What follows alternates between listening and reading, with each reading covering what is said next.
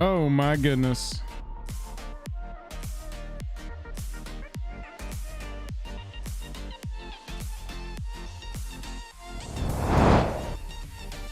Okay. All right. Good morning. Good morning, everyone. How are we doing? Are we excited about some Showcase 2021? There's going to be so much information today. It's going to be unbelievable. Waiting on Jake to join us right now. It's early on that West Coast time. I've got our lifelike cut out of Jake down there. How's everybody doing this morning? It is a lovely morning. It is a hype morning. I'm super hyped on this. I know everybody's product overload. There's more stuff being announced. Perpetual preview season. But personally, I'm super hyped about this. I think it's going to be a blast.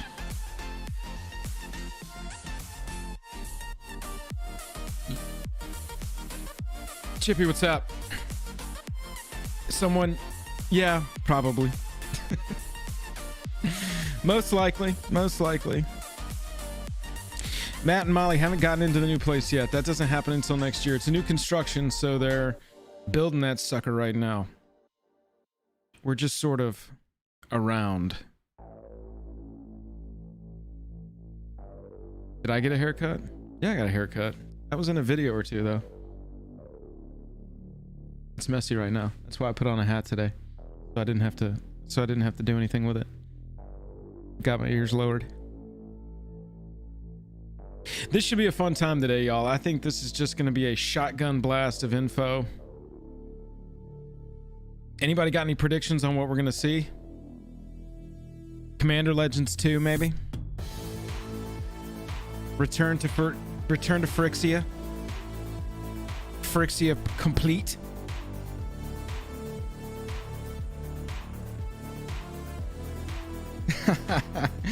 Funny, that's a funny point.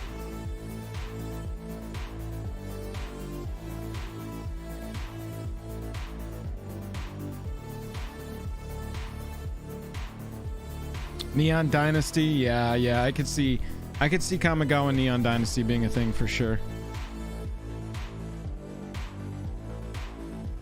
Joey, I think that is happening like Thursday. I think that the way I've read it anyway, and the different releases about the arena updates that are coming with Historic Jumpstart and 100 card Historic Brawl, is that it's including an entire like back-end framework change, update, if you will. And so everything should be running smoother. Maybe some of the UI updated. But that was one of the reasons for the delays, was that everything that was being released was all built on top of the new framework and it wasn't quite ready.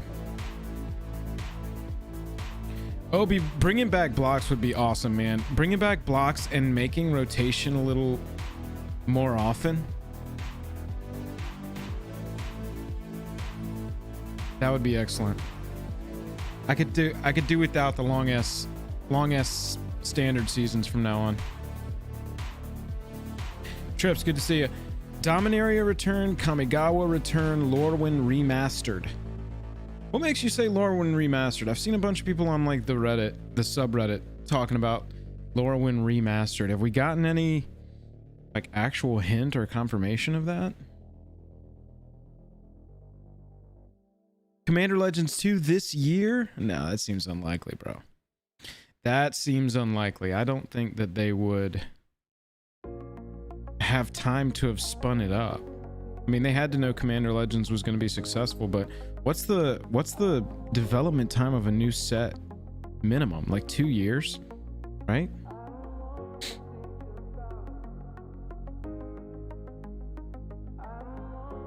Oh, chicken, they did say that. Yeah, that makes sense. I mean, from a monetary standpoint, you're able to refresh the branding every single time there's a release.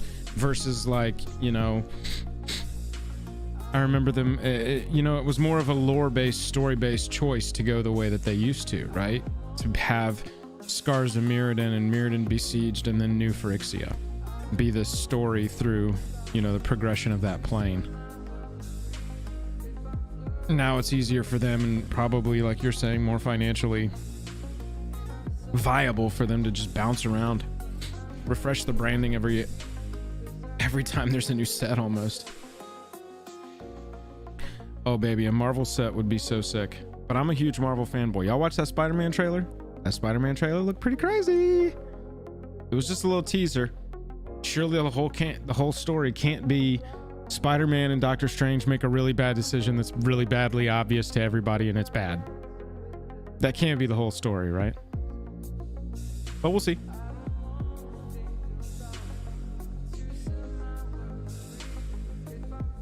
Bob, you haven't missed anything yet.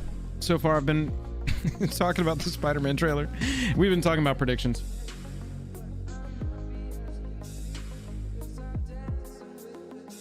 Pauper Masters with rares downshifted to common.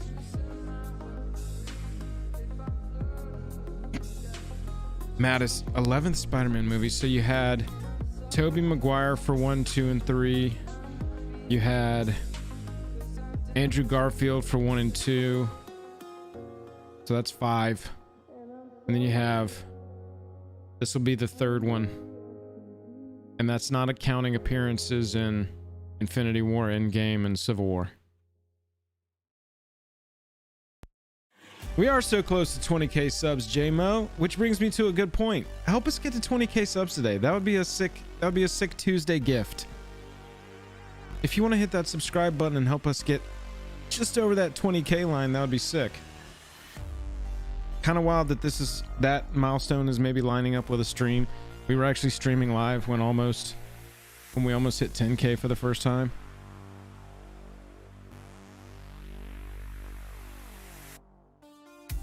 Oh, well, Stanley, now's a great time. Jump on board, bro. Everybody jump on board.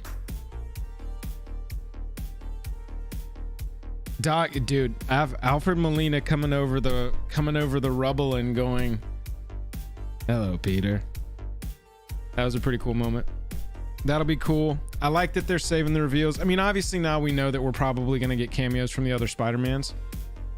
And I like how they're saving that, probably either for the full trailer or just like hint at it and never even show it, only see it in the movie. I mean, it's not like they need to hype this movie up for people to go see it. If they were like, "Oh, it's out tomorrow," everybody would rush to the theater. It would still make so much money. So it's beautiful they don't have to, you know, show you everything.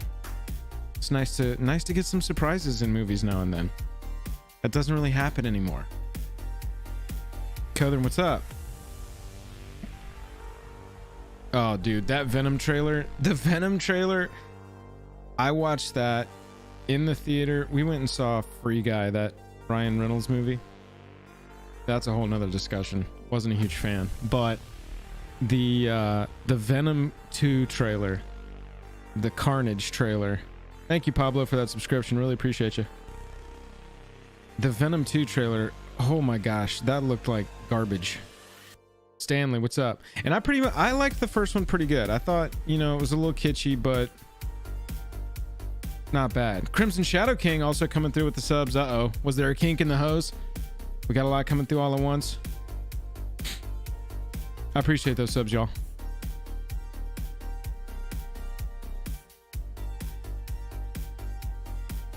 Yeah, it's going to be interesting to see him play Carnage. I think that just means that he'll be CG most of the movie.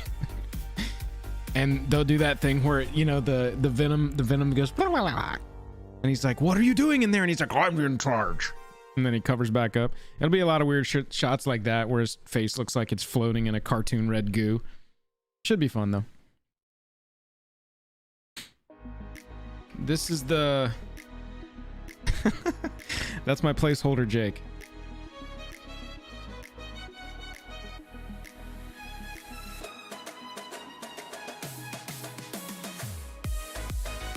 Yes, Joe. Joe, if you're listening, also type yes.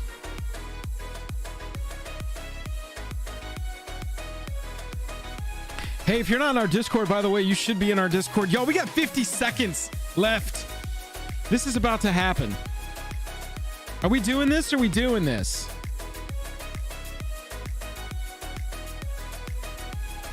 I gotta put my placeholder Jake on the other screen. Let's swap over.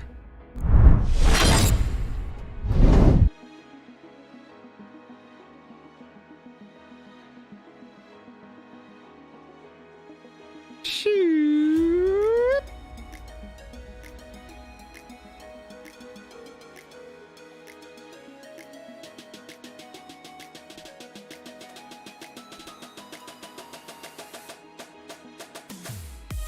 That'll work for now. All right, let's turn on this music and see what we got. Whoa. Hello, friends. Since the start of 2021, we've seen a ton of new content. We've seen 4 major set releases: Kaldheim, Strixhaven, Modern Horizons 2, and Adventures in the Forgotten Realms. We've also seen the digital release of Magic the Gathering Arena on mobile. Kaldheim took us to a plane inspired by Norse and Viking mythology, a chance to boast and foretell and rock on. Strixhaven sent us back to school with colleges vying for your scholarship fund. Hey, go Silver Quill. We expanded our horizons with Modern Horizons 2 with great draft moments and more powerful options for a beloved constructed format. Next, we got to get our D&D on with the Adventures in the Forgotten Realms. Where did I put my bag of holding? Oh, and MTG Arena came to mobile. Yay! But while the Magic games we played in 2021 have been great, the where, the how, and the why of those games has been challenging. Which is why, before the giddy excitement of everything we want to share with you today, we want to say a heartfelt thank you. Thank you to our legions of local game stores whose tenacity, determination, and love of gaming mean they're right there when we need them the most. Thank you to the multiverse of talented content creators whose love of the game brightened our days and showed us how to gather virtually. Oh, you're welcome. Thank you for being a part of the gathering at a time when it has never been more important. You're welcome. Where do we stand? Together. Together. Together. And together, we are the gathering. Hashtag We Are the Gathering, Showcase 2021. What's up, everybody? Let's go. I'm your host, Jimmy Wong, and I'll be joined throughout the next hour by fantastic guests from across the multiverse. Magic Showcase 2021 goes beyond the playmat, bringing you first looks at tabletop and digital gaming for 2022. In today's show, well, we'll look at the rest of 2021 first. Tabletop, digital, in-store, Innistrad. Then it's on to next year for everything coming your way, from bonus sets to secret layers, from comics to art books. Oh, also comics. one word, un. Want to know the full set release roster for 2022? We got you. And something you'll really want to see at the end of the show. Uh-oh. In short, whatever you love about the best game in the world, We've got Netflix new thing. products, new partnerships, and new reveals that are going to blow your minds. This is Magic Tomorrow, today.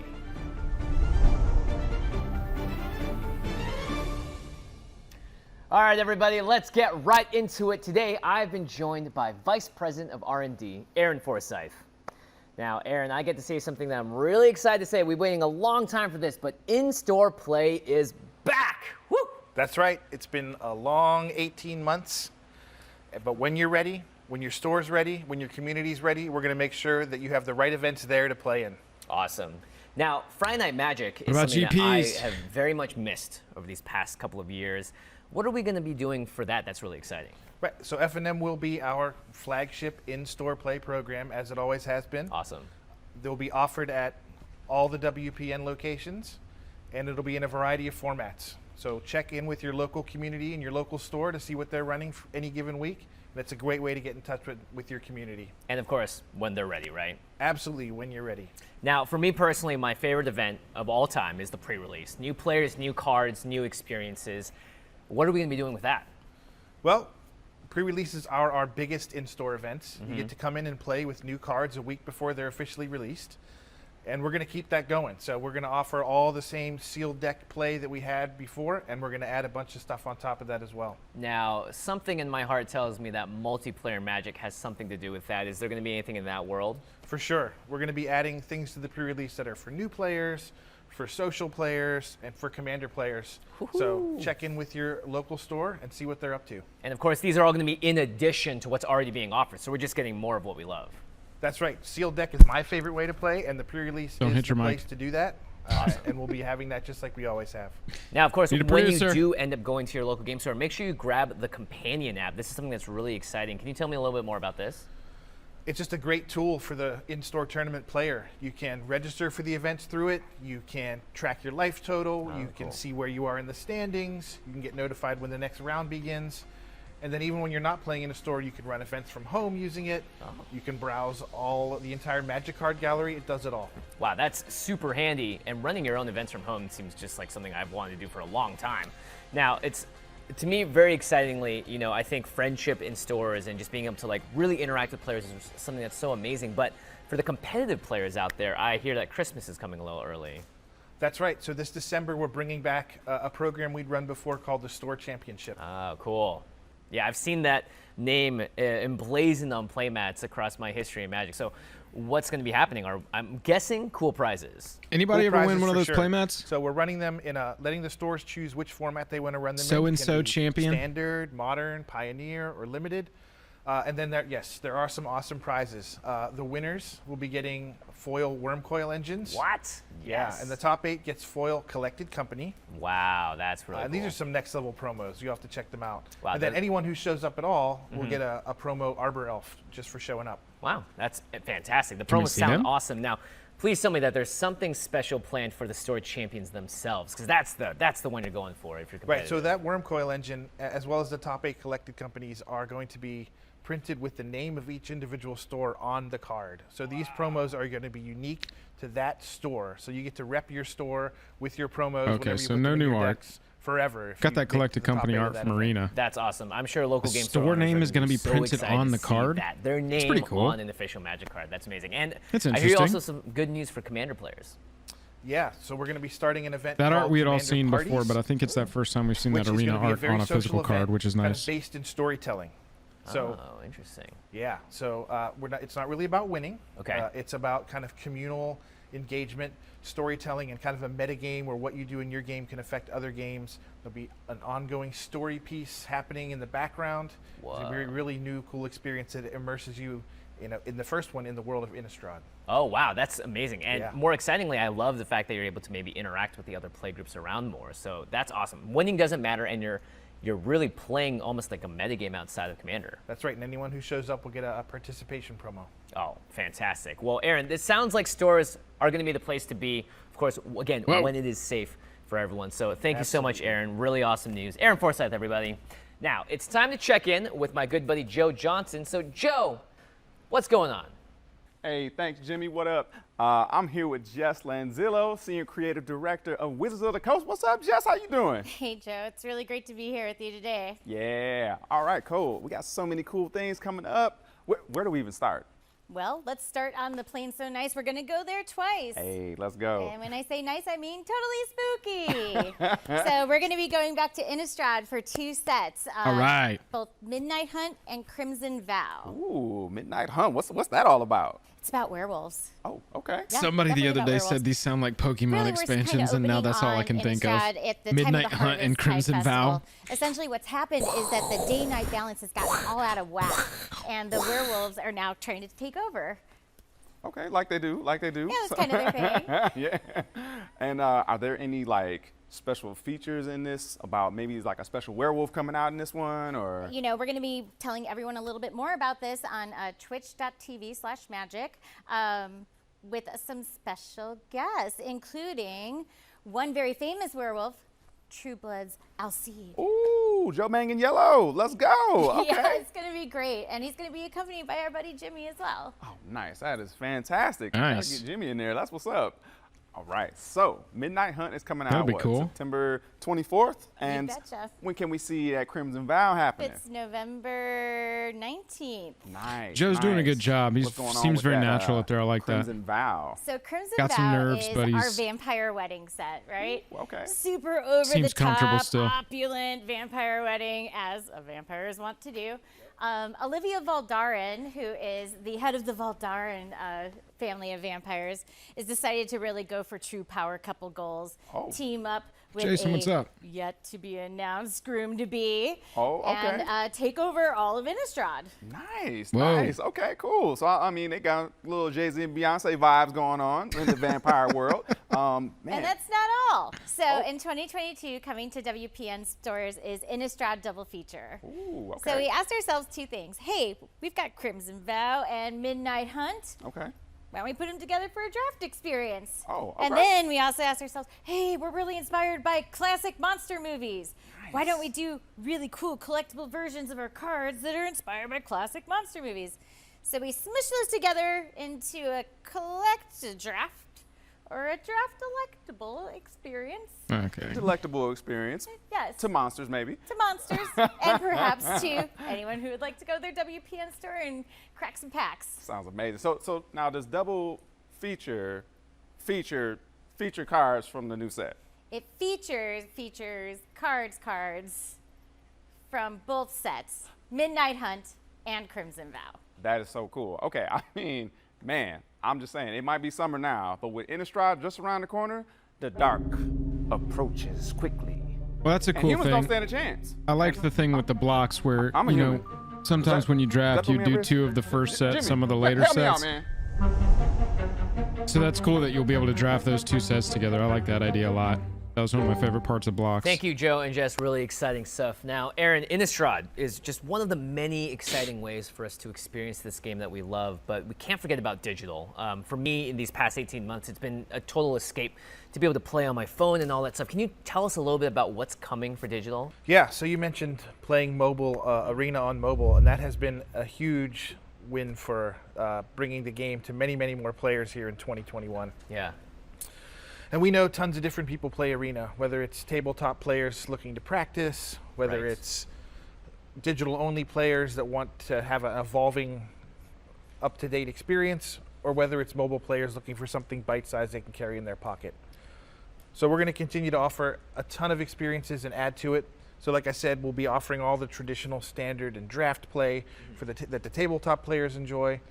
We're trying out some new digital stuff, like the Mirror rebalancing event that we had recently, as well as Jumpstart Historic Horizons, which comes out in a couple days. Awesome. And we're going to be looking to expand Yeah. the tools we have at our disposal to add even more different experiences to meet players where they are. Yeah, so again, it's adding more to what's already there and not limiting what was anything in the past. That's right. awesome. Now, when it comes to the sets and renewals and rotations, when are we going to be able to expect that for our competitive players? Yeah, so We need to every get a little hype up September, in this. the Come Magic on year now. kind of resets for standard play. We're recapping. And we remove 4 sets from the environment to Let's allow go. the next 4 sets to come in and shake things up. So this September, we're going to be seeing Throne of Eldraine rotate out, Bye. Theros Beyond Death rotate out, Ikoria Lair of Behemoths, and Core Set 21, or M21, to make room for these upcoming Innistrad sets as well as everything else that's coming down the pipe. And so that makes it a great time to get into playing, especially on Arena, because we have this cool thing that you can get if you sign up now or log in now called the Renewal Egg. Oh, nice. What's in it? Well, it's got all sorts of individual card rewards and even some Innistrad Midnight Hunt booster packs. That's really exciting. I'm super looking forward to that. I can't wait to open some of those packs. Now, are there any plans to open up and shake up which formats are available in Arena? Let's go with the Well, hype. the big Come one that we're on. making changes to is Historic Brawl. Right. So that's one that fans clamored for. We've run queues in it in the past, but we're doing 2 big things with this next update. One, we're changing it to be 100 cards, Yeah. Oh, okay. which is a number I'm sure is near Yeah, near, very much so. as well as putting the queue up in perpetuity, Oh, so wow. that you can play it any time of day. Really any time looking of the forward to week, this. for as Already long been as we testing leave a it up ton there. of historic brawl Fantastic. decks. There's no plans to take I'm it gonna down. test some We can videos just on the keep channel, playing see if y'all historic like them. brawl If you in a do, 100-card thumbs format up. now. If you don't, That's thumbs right. down. and Wow. we'll- Okay. I'll And is either there keep it anything you going can or share not. about the Arena Opens? Because that's something that I've been really, it's been having so much fun watching streamers playing myself. Right, so those are our biggest competitive events that we run for Arena players, and we love them. And we're going to make some changes to the formats we're offering there, including the big one that I know players have been clamoring for, which is we're going to offer our first draft. Bobby, open so here you haven't coming really up missed soon. anything yet? Really? Oh, wow. For Limited people just tournaments. joining, mostly they've been That's right, so now recapping you the can last year so far. draft, They've been they went through standard rotation. They talked about how we're going to Innistrad soon. The only real big announcement we've had so far is that they're doing some kind of like joint draftable collectible experience with the two sets, Midnight Hunt and Crimson Vow, quarter 1, quarter 2 next year. But as you can see, they're mostly right now just recapping stuff we know. They're talking about the next 6 months or so, next 4 or 5 months or so to get us to the end of the year. So I'm assuming the hype stuff is coming up and soon. This release will include a bunch of cards from the Modern Horizon sets, which are near and dear to my heart, and bringing those to Arena. Brawl for the is first going to be time, like EDH as well now. as a new thing LC. with digital first cards that Except we've designed for- that can work only on Arena. It's only the have cards some that are on really historic sweet new Brawl. mechanics. But Yeah, like in perpetuity. Historic words is gonna that I've have never this seen before. Really exciting big set stuff. of new cards that aren't Wow, even printed okay, in paper so much about to to be process. released. So it's time for a should very be a fun quick break, experience. but not for you, because many more announcements are just moments away. And later on in the show, we're going to reveal every single Magic set coming out in 2022. So we see you in 60. Okay, so far this has been a recap. A little snoozy. Oh, Commander Collection Black. Here we go. Score dazzling reprints of some of the most sought-after Commander staples. This Commander collection is all about black, including 8 cards with new legend-focused art and character homages. Available Nice. in foil and non-foil at your local game store, this includes a double-sided snake and zombie token. So grab your Commander collection. Okay, hang on. The first thing, and they leave it up for 10 seconds.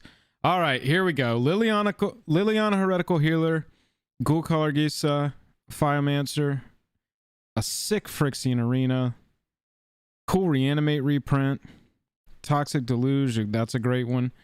That Soul Ring looks pretty dope, and that Command Tower looks pretty dope. So that's interesting. Commander Collection Black. In foil and non-foil at your local game store, this includes a double-sided snake and zombie token. I like so that. grab your Commander collection black. Oh, coming soon, so that'll be this year. Guess that'll be this Christmas like green was. I like that. Introducing Pioneer Challenger Decks 2021. Based on top-level Pioneer? competitive decks, the 4 decks in this collection get you into the fun and powerful Pioneer format. Thank you for that Whether you subscription. want Azuria Spirits in blue-white or Zav Auras in white-black. Pioneer? a red burn deck, I seriously thought they were just going to let Pioneer go away, but I guess they're now that they just put it on ice while it couldn't be played in paper. You'll get everything you need, including a full main deck, sideboard, and deck. That box. Zav Auras deck so is if you good. haven't already, become an MTG I don't even need to see the Pioneer list. October 15th, 2021. When coordinated assassination attempts on guild masters Ral Zarek, Vraska, and Kaya rock the city of Ravnica and leave Jace Bellerin's life hanging in the balance, a fuse is lit that threatens not only these 3 guilds, but the entire plane of Ravnica. Now, these 3 must form a tenuous alliance to uncover why the targets of the assassins have all been planeswalkers. That's the first story arc in the biggest MTG comic launch ever. And here to tell us more about it is principal brand designer Daniel Ketchum. Comics. You know, when I first started working at Wizards, I actually partnered with IDW Comics to tell a story about Chandra in the aftermath of War of the Spark. It was directly spun from the events of the TCG story. But our friends at Boom Studios are doing something completely different. Writer Jed McKay and artist E. Guar are telling completely original stories that maintain what's core about the Planeswalkers, but takes them on brand new adventures. You don't need to know anything about the card game. You can just start at issue 1 and go from there. Awesome. Well, every great comic needs great art and great story, but comics like Magic are highly collectible, and this comic is no exception. Correct. So every issue actually has a number of variant covers attached to it, hidden Planeswalker variants, if you will. What was the highest each one value? drawn by a different Sorry if y'all care superstar about the comic comics. I'm just going to turn this down a little And bit. when can we get our hands on the latest issue? What was the highest value card in that Commander collection? Hey, got him, coach. I got to go through and check that. Comparatively, it seems a little underwhelming to the green one. while also still giving really good cards. I guess underwhelming value-wise. Here's the out of time super drop. We saw this preview yesterday. This looks awesome.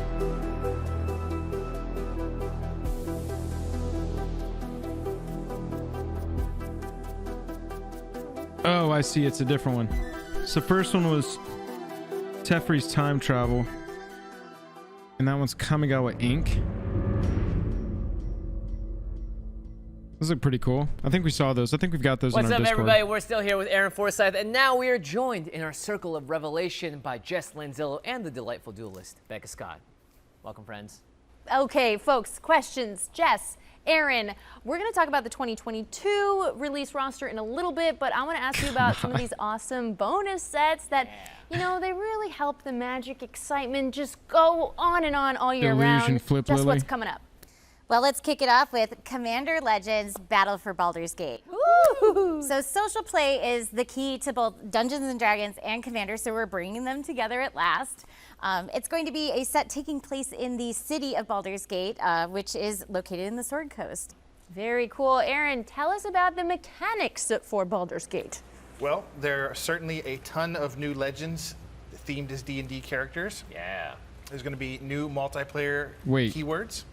And we have a really cool draft environment, which we had it in the first Commander Legends, but a lot of people didn't get to experience that because of the pandemic. But you get to pick 2 cards out of a 20-card booster, pass, and then pick 2 more cards each time until you have a 60-card limited deck with the Commander. Wow, I got to draft Commander Legends a couple of times, and it was a total blast, so I can't wait to do it again. Ah, so fun. Okay, so what are we going to find inside these Battle for Baldur's Gate packs? Booster fun, of course. Ah. So you may remember our rulebook frames from Adventures in the Forgotten Realms. We're now expanding that look beyond creatures. We are looking at doing some awesome borderless cards, and we are running back the ultimate Commander Legends collectible, which are the foil etch legends. Oh, excellent. And when can we expect to get this set in our hands? This will be in the first half of 2022. Awesome. Okay. All right, well, I'm really excited for that. But Let's see if this is any better. For Jess, Jumpstart comes out just in a couple of days here on Arena. When are we going to be able to expect to see that coming to tabletop? You betcha. We've got Jumpstart 2022 coming to tabletop. Wow. It's the easiest way to combine the best parts of limited and constructed play. You just get a couple of boosters, you shuffle up, and you play. Yeah. It's totally the best. You get 20 card boosters. This time around, we're doing 46 different themes. Wow. Morning, sir. Do I'm you not wanna seeing hear your a couple video. samples of the themes? So I'm not sure if this. How about I'm not sure if this is a multi-headed creatures? booster. How about Is this a new booster set? Eldrazi? I'm very confused by what this I'll is. leave you hanging there. Okay, so what do we find in these packs that we shuffle together? So in each pack, you're going to get 20 cards. You're going to get 1 new Still, card to no. this set. Wow. You're going to get a booster fun card in an anime style. And then you're going to get some awesome reprints. Oh, amazing. Okay, when do we get our hands on it? I'm ready. It'll be coming out in the back half of 2022. Joel, you were in charge of how early But this that shit seems like started, kind of a weren't you? long way away. Aaron, Yes. help me out. Is there anything you could tell us about that's coming a little sooner? Yep, Double Masters 2022. Double comes out next Masters summer. 2022. Ooh, okay, so remind us, what is Double Masters all about? Okay, so what's better than 1 rare per pack? 2 rares per pack. And what's better than 1 foil per pack? 2 foils per pack. All right, so I'm now in. you get what it's There's all a about. Jake.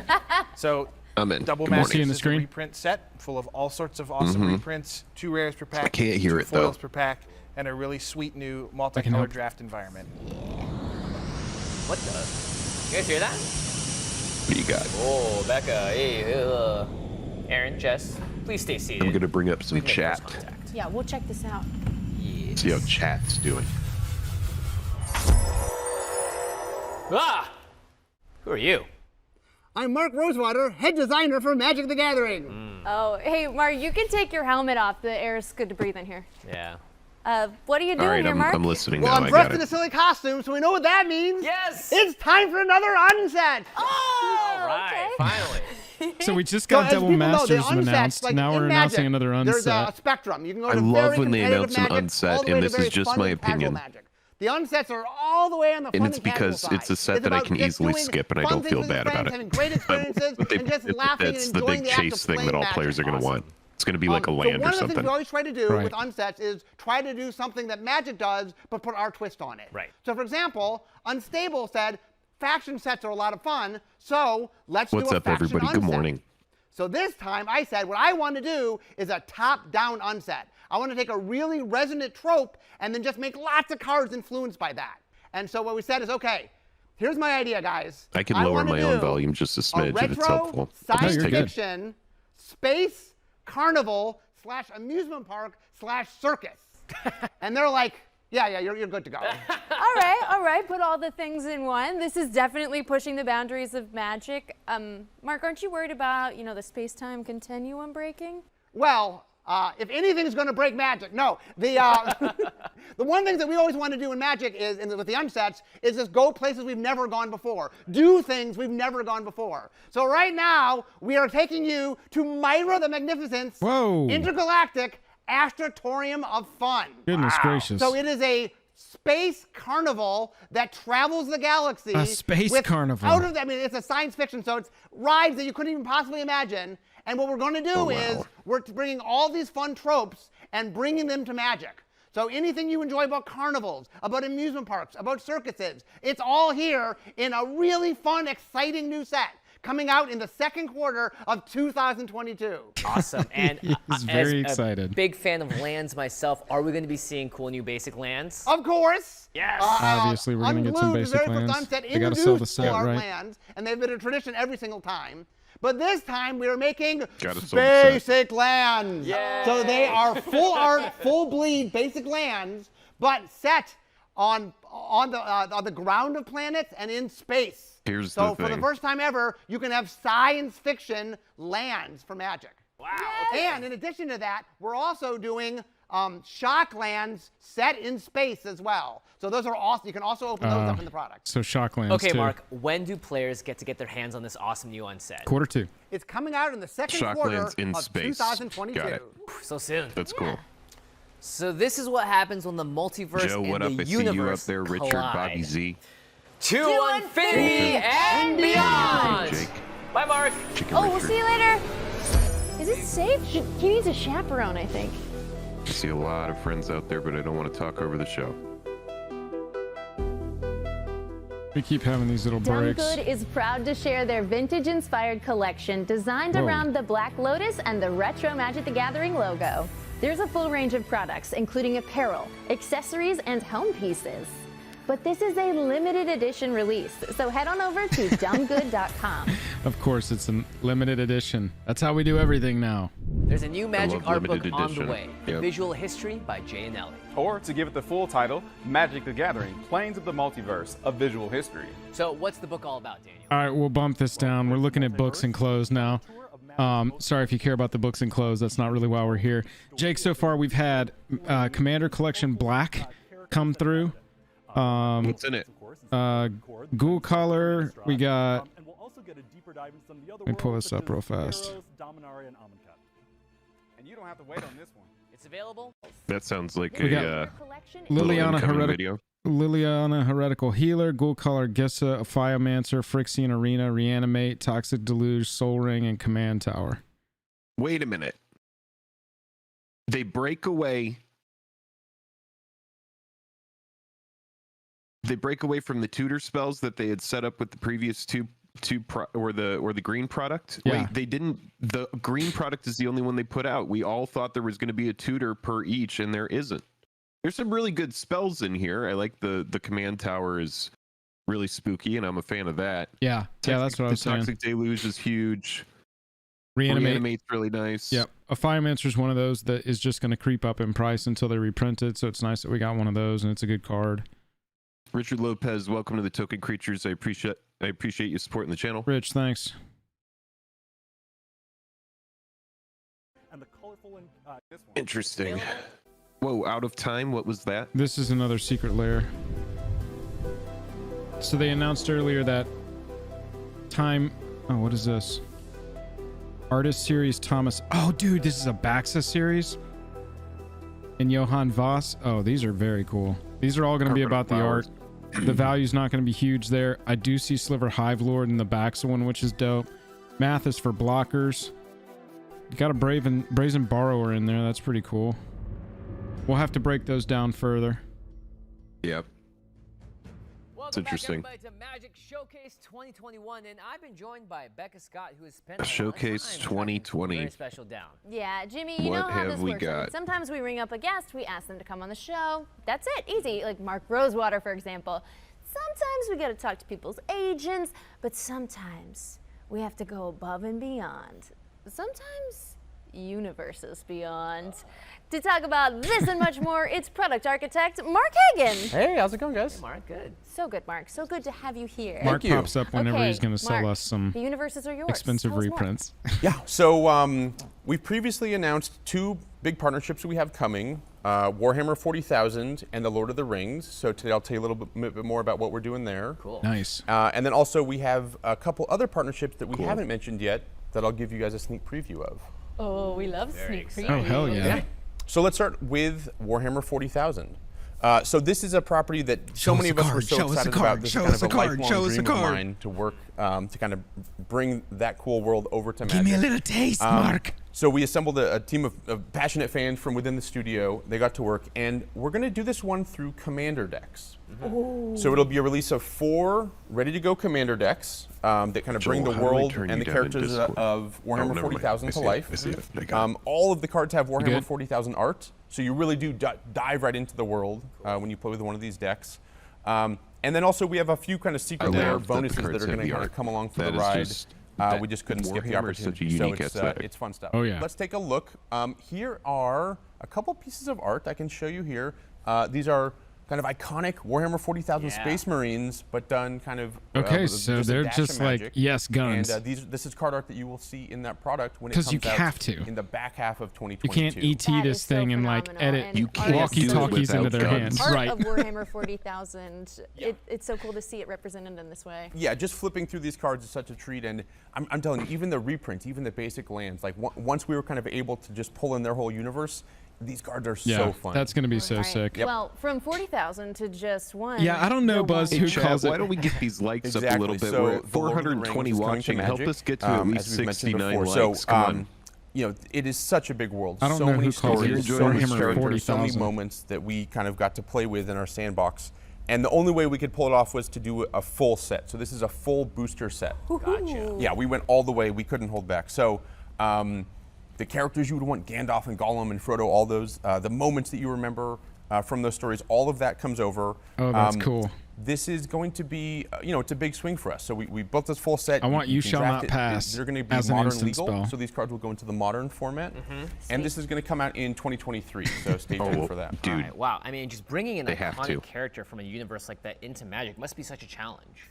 Yeah, I mean, that's a lot of the fun, right? We have these characters with so much backstory and their own personality and their own Warhammer history, and now we get to 41K. kind of put them on a Magic card, and we want to both be true to their spirit and bring a little bit of Come a Magic on. twist to them.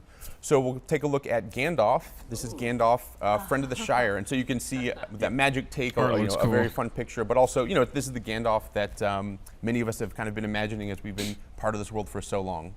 It really captures the essence of the Shire. Now, is this set also, of course, coming to tabletop Yep. anywhere else? Indeed. So yeah, this is a full tabletop release. It's also coming to Magic Online and Arena.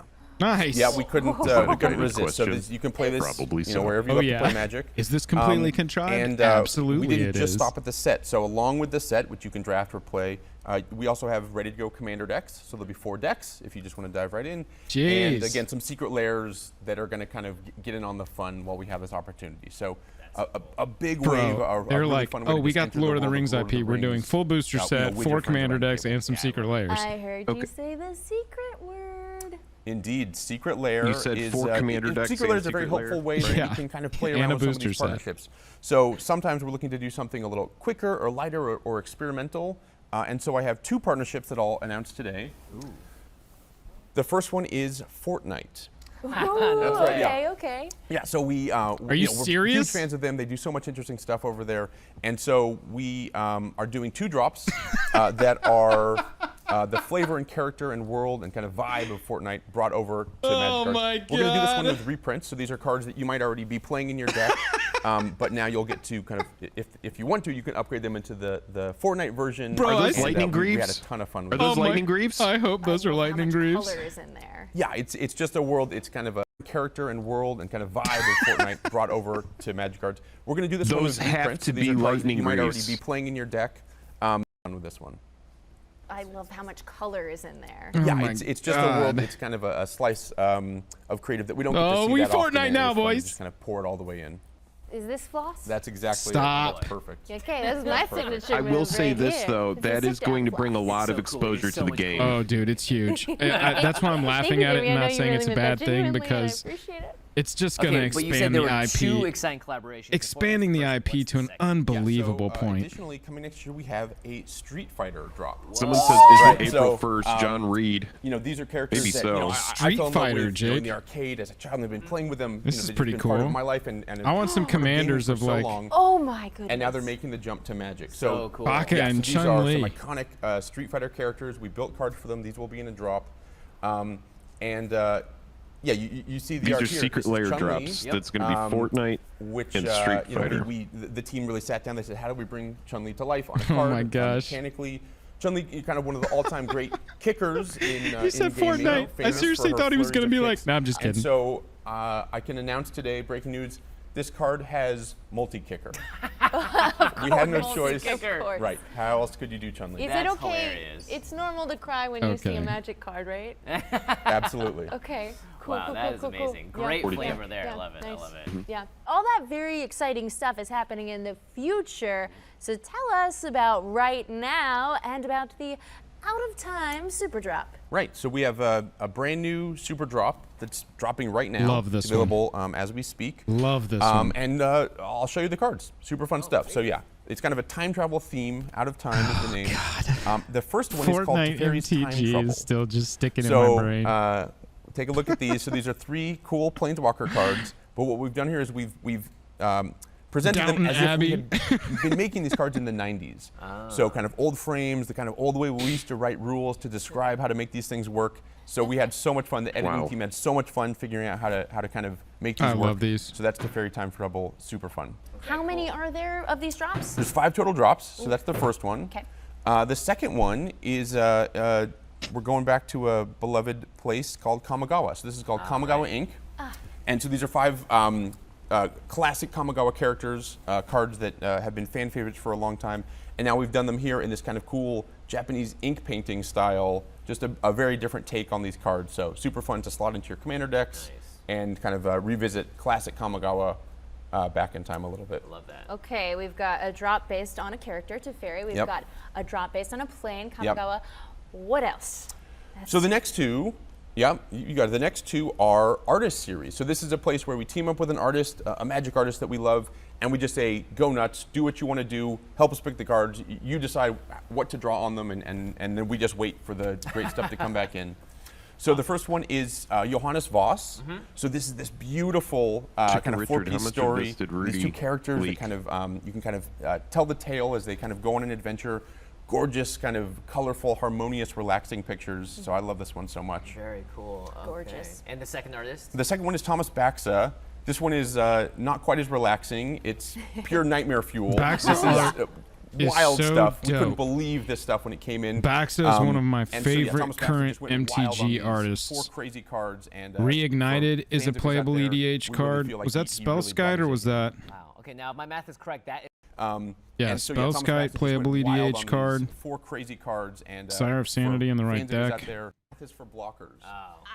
Yeah, so we found an artist out there who does very cool, very Love fun those. kind of math, geometric inspired art, starting from kind of basic shapes and then building out these beautiful illustrations. So we knew we had That to work with them. Thragtusk And art so we is put together this kind of sick. lightly math themed pack. Raisin called Math for Borrower's tight, Blockers. If you too. see we did a fun gag with the power toughness. The big one here is that Oron Frostfang Frostfang reprint. That's a and, I actually dope think we have EDH an card. animation, and we'll show you kind of a little bit of the process here, so you can see.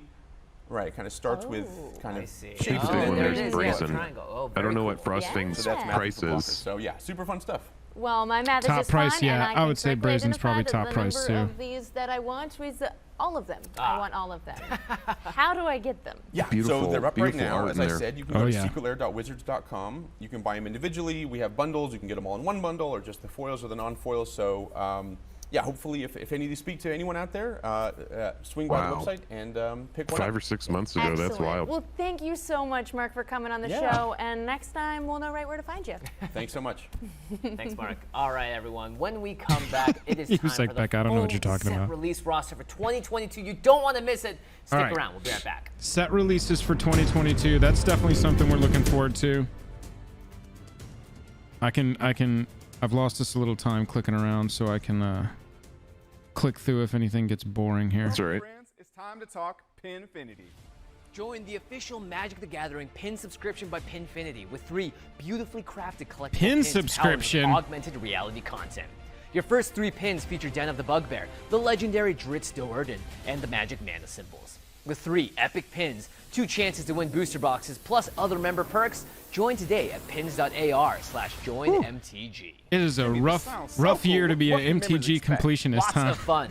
They'll receive first access to limited edition pin drops, the chance to win think booster so. boxes, MTG Arena challenges with the Pinfinity team. Gotta get and a those bunch Fortnite more. cards. Ooh, the AR content seems very cool. So when you scan the pins, you can see artwork, video, music, selfies, The thing and about downloadable Fortnite content with new is it's features really going to coming bring in the fall. exposure to the game in a Join lot of today ways. at Oh, yeah. pins.ar/joinmtg. Oh, okay, here we go. There's a ton of people playing Fortnite that know nothing about MTG. Huge set release incoming. Hey everybody, welcome I scrubbed back ahead a to little bit. you I just and saw to this Joe pop Johnson up. And to Jess Lanzillo and Aaron Forsyth from Wizards of the Coast. Okay, called it's this, the big Jake. one. It's time to reveal We already the made a video roster about of this. sets for 2022. How does next year begin? Well, the first set of 2022 is Kamigawa Neon Dynasty. Nice. This is set 2,000 Shocking years no after one. the first Kamigawa block. It's a place where tradition meets modernity. Think 100%. neon ninjas and cyber. Turn it down. Kamigawa lands come back in a showcase treatment. Oh, yeah. Cool, That's a good call. futuristic aesthetic where everyone looks amazing. Ooh, that looks sexy. This is, of Yeah, course, like all all of them. Magic sets. It has a This unique Magic is twist. This my isn't just shit, your y'all. I'm a typical huge sci-fi sci-fi nerd. Jake is dystopia. too. It's a really cool place where I think Oh, I want to yeah. live, that's for sure. This is our new like Blade Runner Planeswalker, and shit. Kaito. Yeah, dude, He's this a looks cool awesome. Cyber ninja. We I love him. this. There's also I know some people another aren't gonna like the mysterious cyberpunk Planeswalker aesthetic making in an appearance MTG, this but set. this is so tight to the me. Emperor of Kamigawa is someone that you may have seen before. Oh, mysteries. Interesting.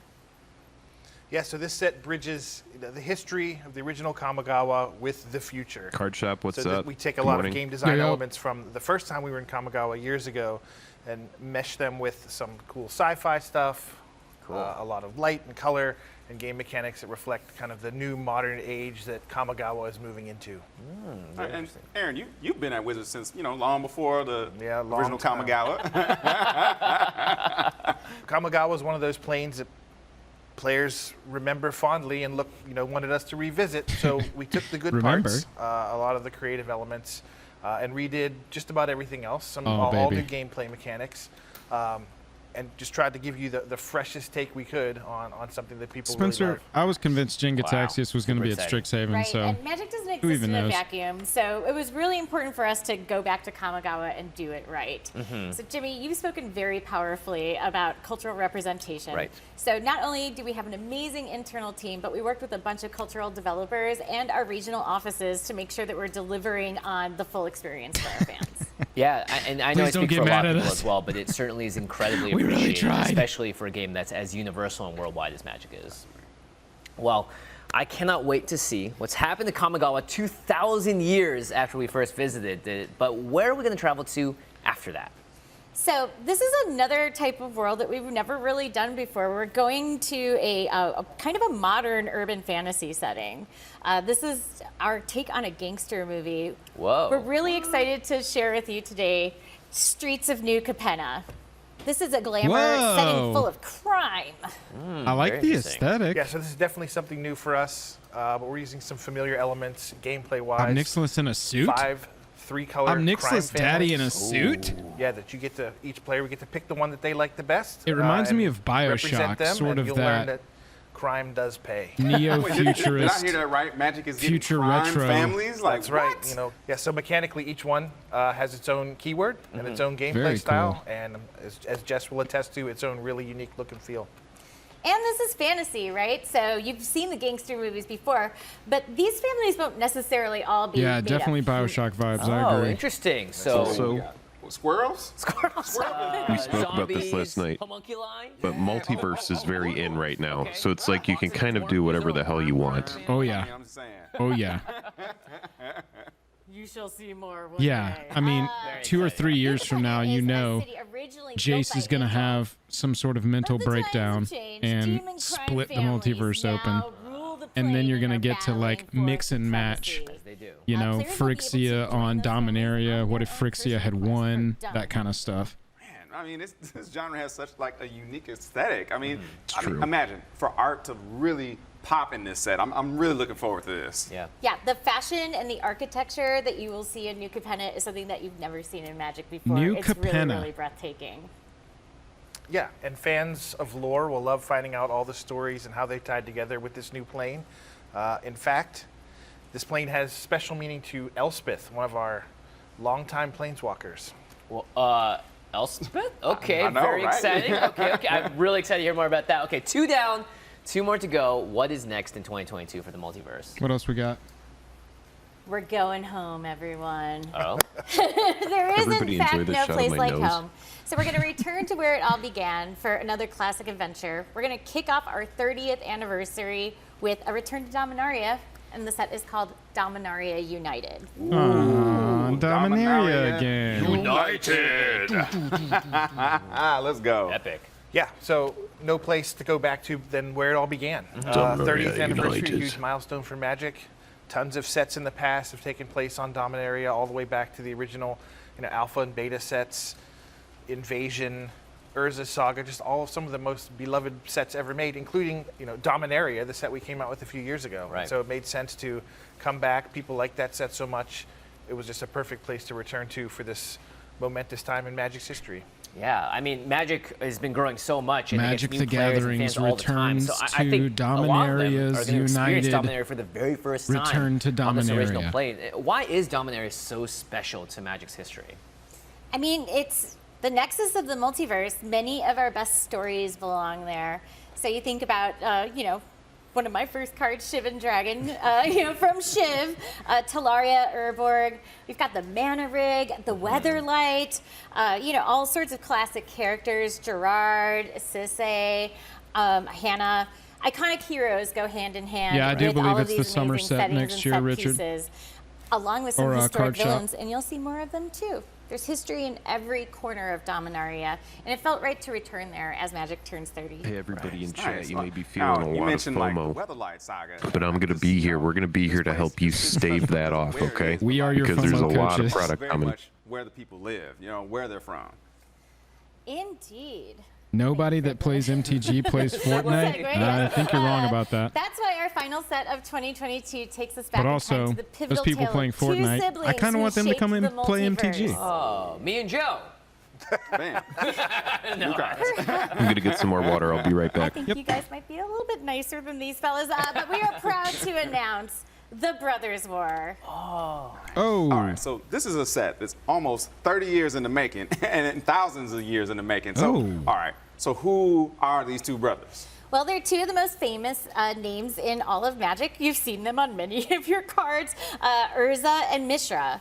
They're talented, misguided artificers, and they kind of decide to fight with each other and not play so nice. This is cool. Their feud manages to engulf Dominaria in an all-out war, and they may, in fact, just destroy that entire plane.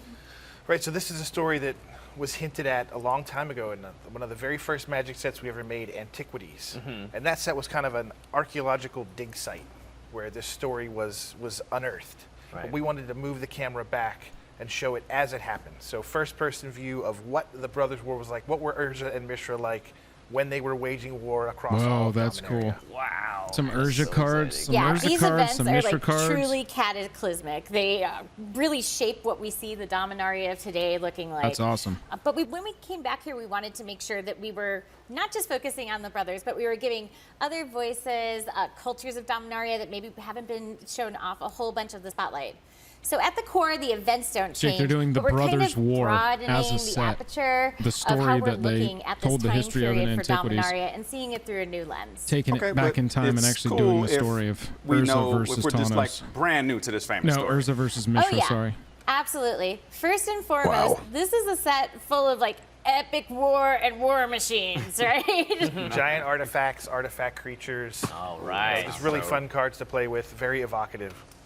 Yeah, and at the end of the day, you learn all about the brothers and the Brothers' War and everything that kind of shaped Magic and everything that has come since. Wow. So that all comes out in the last half of Oh 2022. yeah, we're definitely gonna get an We got OP Kamigawa, multicolor Urza Neon card. Dynasty, Streets of New Capenna, Dominaria United, and the Brothers' War. I mean, what a roster for 2022. Yeah, what a roster we've had on set. I mean, Aaron, Jess, it's been so That great was very having you on the cool. show today. Thank you so much. Thanks, it's been awesome. Yeah, this has been amazing. We're so excited for all of these sets. So here's the order. Everybody, if you are enjoying the stream, we are, this is funny, 95 subs away from 20K. If you want to help us get there, if you're hanging out in chat, if you think you'll be back, then go ahead and click subscribe. We cover everything on MTG Finance and Commander stuff, and obviously MTG News. If it feels like a good fit, go ahead and click subscribe. Gosh, I can't believe we're that close to 20K. These adorable plush friends are designed to store your treasures and travel with you as you get Appreciate you, Ethan. I Appreciate you, appreciate Justin. y'all. Ethan, Justin, They're made with extra squid. Richard joined the Token Austin, Creatures, but he Lance, forgot to thanks so subscribe. much, man. I appreciate you. Check and make sure y'all are subscribed. If you think you're subscribed, double check. Take a look into the neon future where brilliant colors and lore collide to offer a hint at The what aesthetic. Bobby Z says unsubscribe. Get out of here. The aesthetic and color scheme for Kamigawa Neon Dynasty looks very cool. I gotta go back and watch that video. God, I feel like we put out that video like a year ago, talking about what we would want to see if all those leaks, if the URL. Oh, thanks, URL guys. leak It was like real. 25 new subscribers. I appreciate that. We hope you've had a fantastic time watching Magic Showcase 2021. And we also hope that you're excited about the 2022 that's going to unfold right across the multiverse. On Magic Online, On Magic Arena, on the page, in the boosters, at the kitchen table, and Spell Table, at your local game stores, and On on Netflix. Netflix. All right, so here we go. Trailer for the Netflix show. Okay, Daniel, today is the day that we get our very first Oh my glimpse God, a at the Netflix show. Magic Shit. animated series on Netflix. I cannot believe this It's day is gone finally insane, here. everybody. I'm very excited. We're off the so wait, rails. So good. First of all, Fortnite and Netflix. This new Magic the Gathering animated series, it is completely new, a completely fresh jumping on point, so you can bring your friends, bring your family who have never touched Seriously, a Magic card in their they're lives, trying to and they'll make be able to this enjoy the IP. ride from episode 1. Fantastic. They're just like shotgun blasting it anything you can tell us about into the new media. series, how it's progressing, a timeline maybe for the fans? Well, I can tell you a lot of things, but let's see here. It's coming along great. It's crazy how far in we are, yet how far there still is to go. Right. Let's see here. All the scripts are written and locked in. All of the voice talent has been cast, and I think the full first season's even been audio recorded. Wow. So we're pretty deep in. Okay. Gideon is actually the heart of the story. He'll play a really, really big role in driving the action. This is character-first entertainment, so this is not like, oh, we have to destroy 20 life gems in order to win the day. Right. This kind of features on the characters, their relationships, and their trials. And we'll actually get to start seeing that in a prequel novel that we're working on with our partners at Penguin Random House. Oh, I guess wow. we're not this gonna is get like the the trailer third today. novel that Gideon's been featured in, Yeah, right? definitely. Oh my goodness. Right. You are up on your Just Magic. confirming. Yeah, it's an animated what's show, the y'all. It's story? not live action. So it precedes the Netflix show, and it's going to tell the story of Gideon Jura and Jace Beleren. Basically, how they met. We'll get to see them road trip through the multiverse, right some wrongs, and then eventually we'll also see sort of where their relationship goes sour. I see. We got Gideon, we got Jay. So any more familiar faces? I don't think I'm allowed to tell you. You might have to watch the series for that. Okay, well then we need to know, when are we going to be able to see this for the first time? Well, the novel is going to come out alongside the first season of Magic the Gathering, the animated series. Okay, all right. Well, if Gideon is a big part of this novel, then I'm assuming he's just going to be a huge part of the series as well, like you said.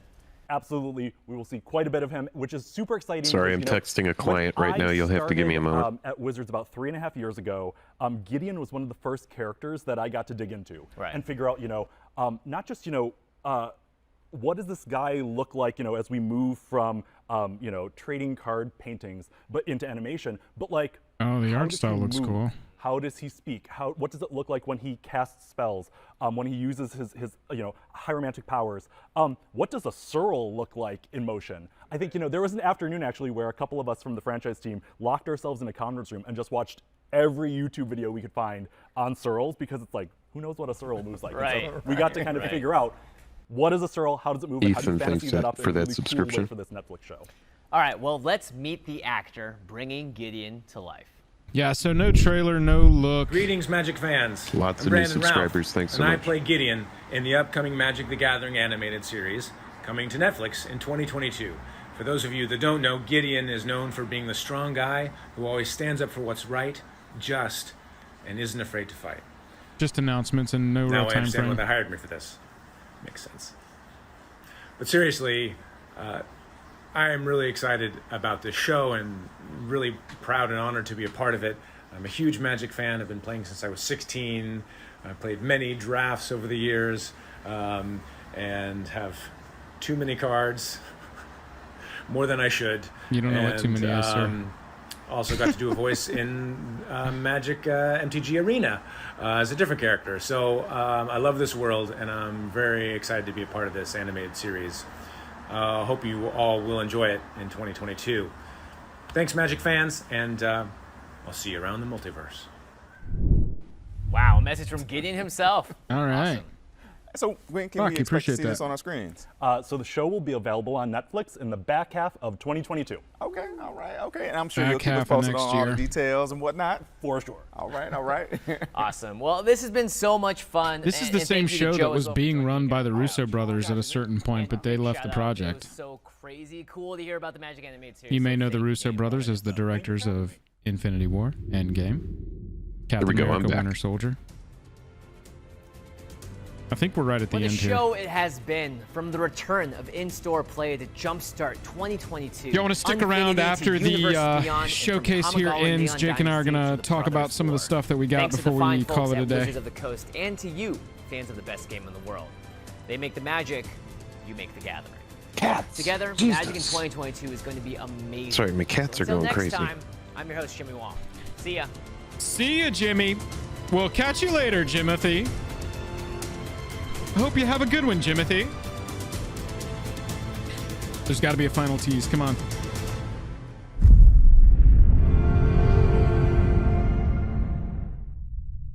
I want to say thanks to everybody so much for all these new subscribers.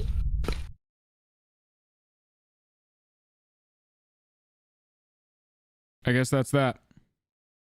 All right, let's scrub back through and see some of the business, because we got some very interesting stuff here.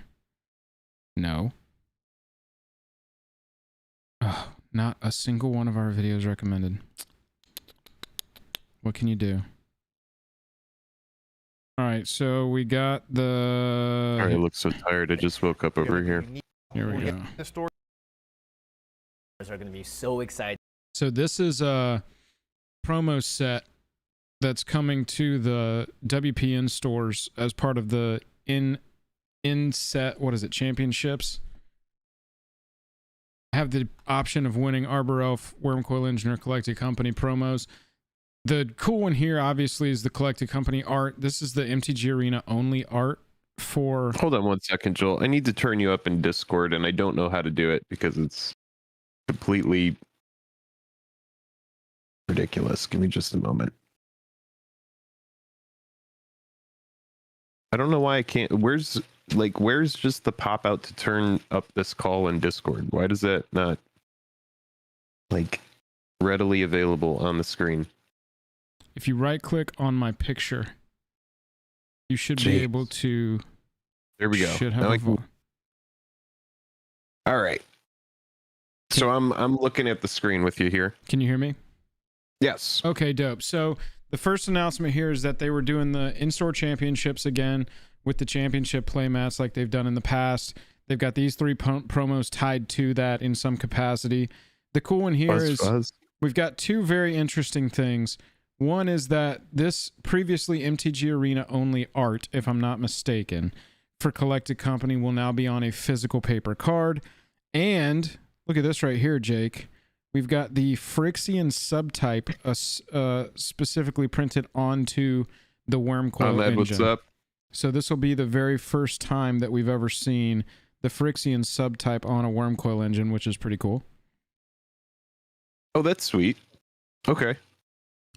We saw a lot of information These about... are good choices. I like these cards. Arbor Elf, Collected Company. Everybody, I want to say thanks so much for hanging out today. I see a lot of familiar faces out there. Card Shop Reality, Chicken Richard.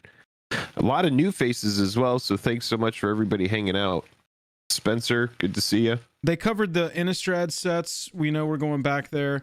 But Jake, they also announced this Innistrad double feature. So what they're doing is it's a combined...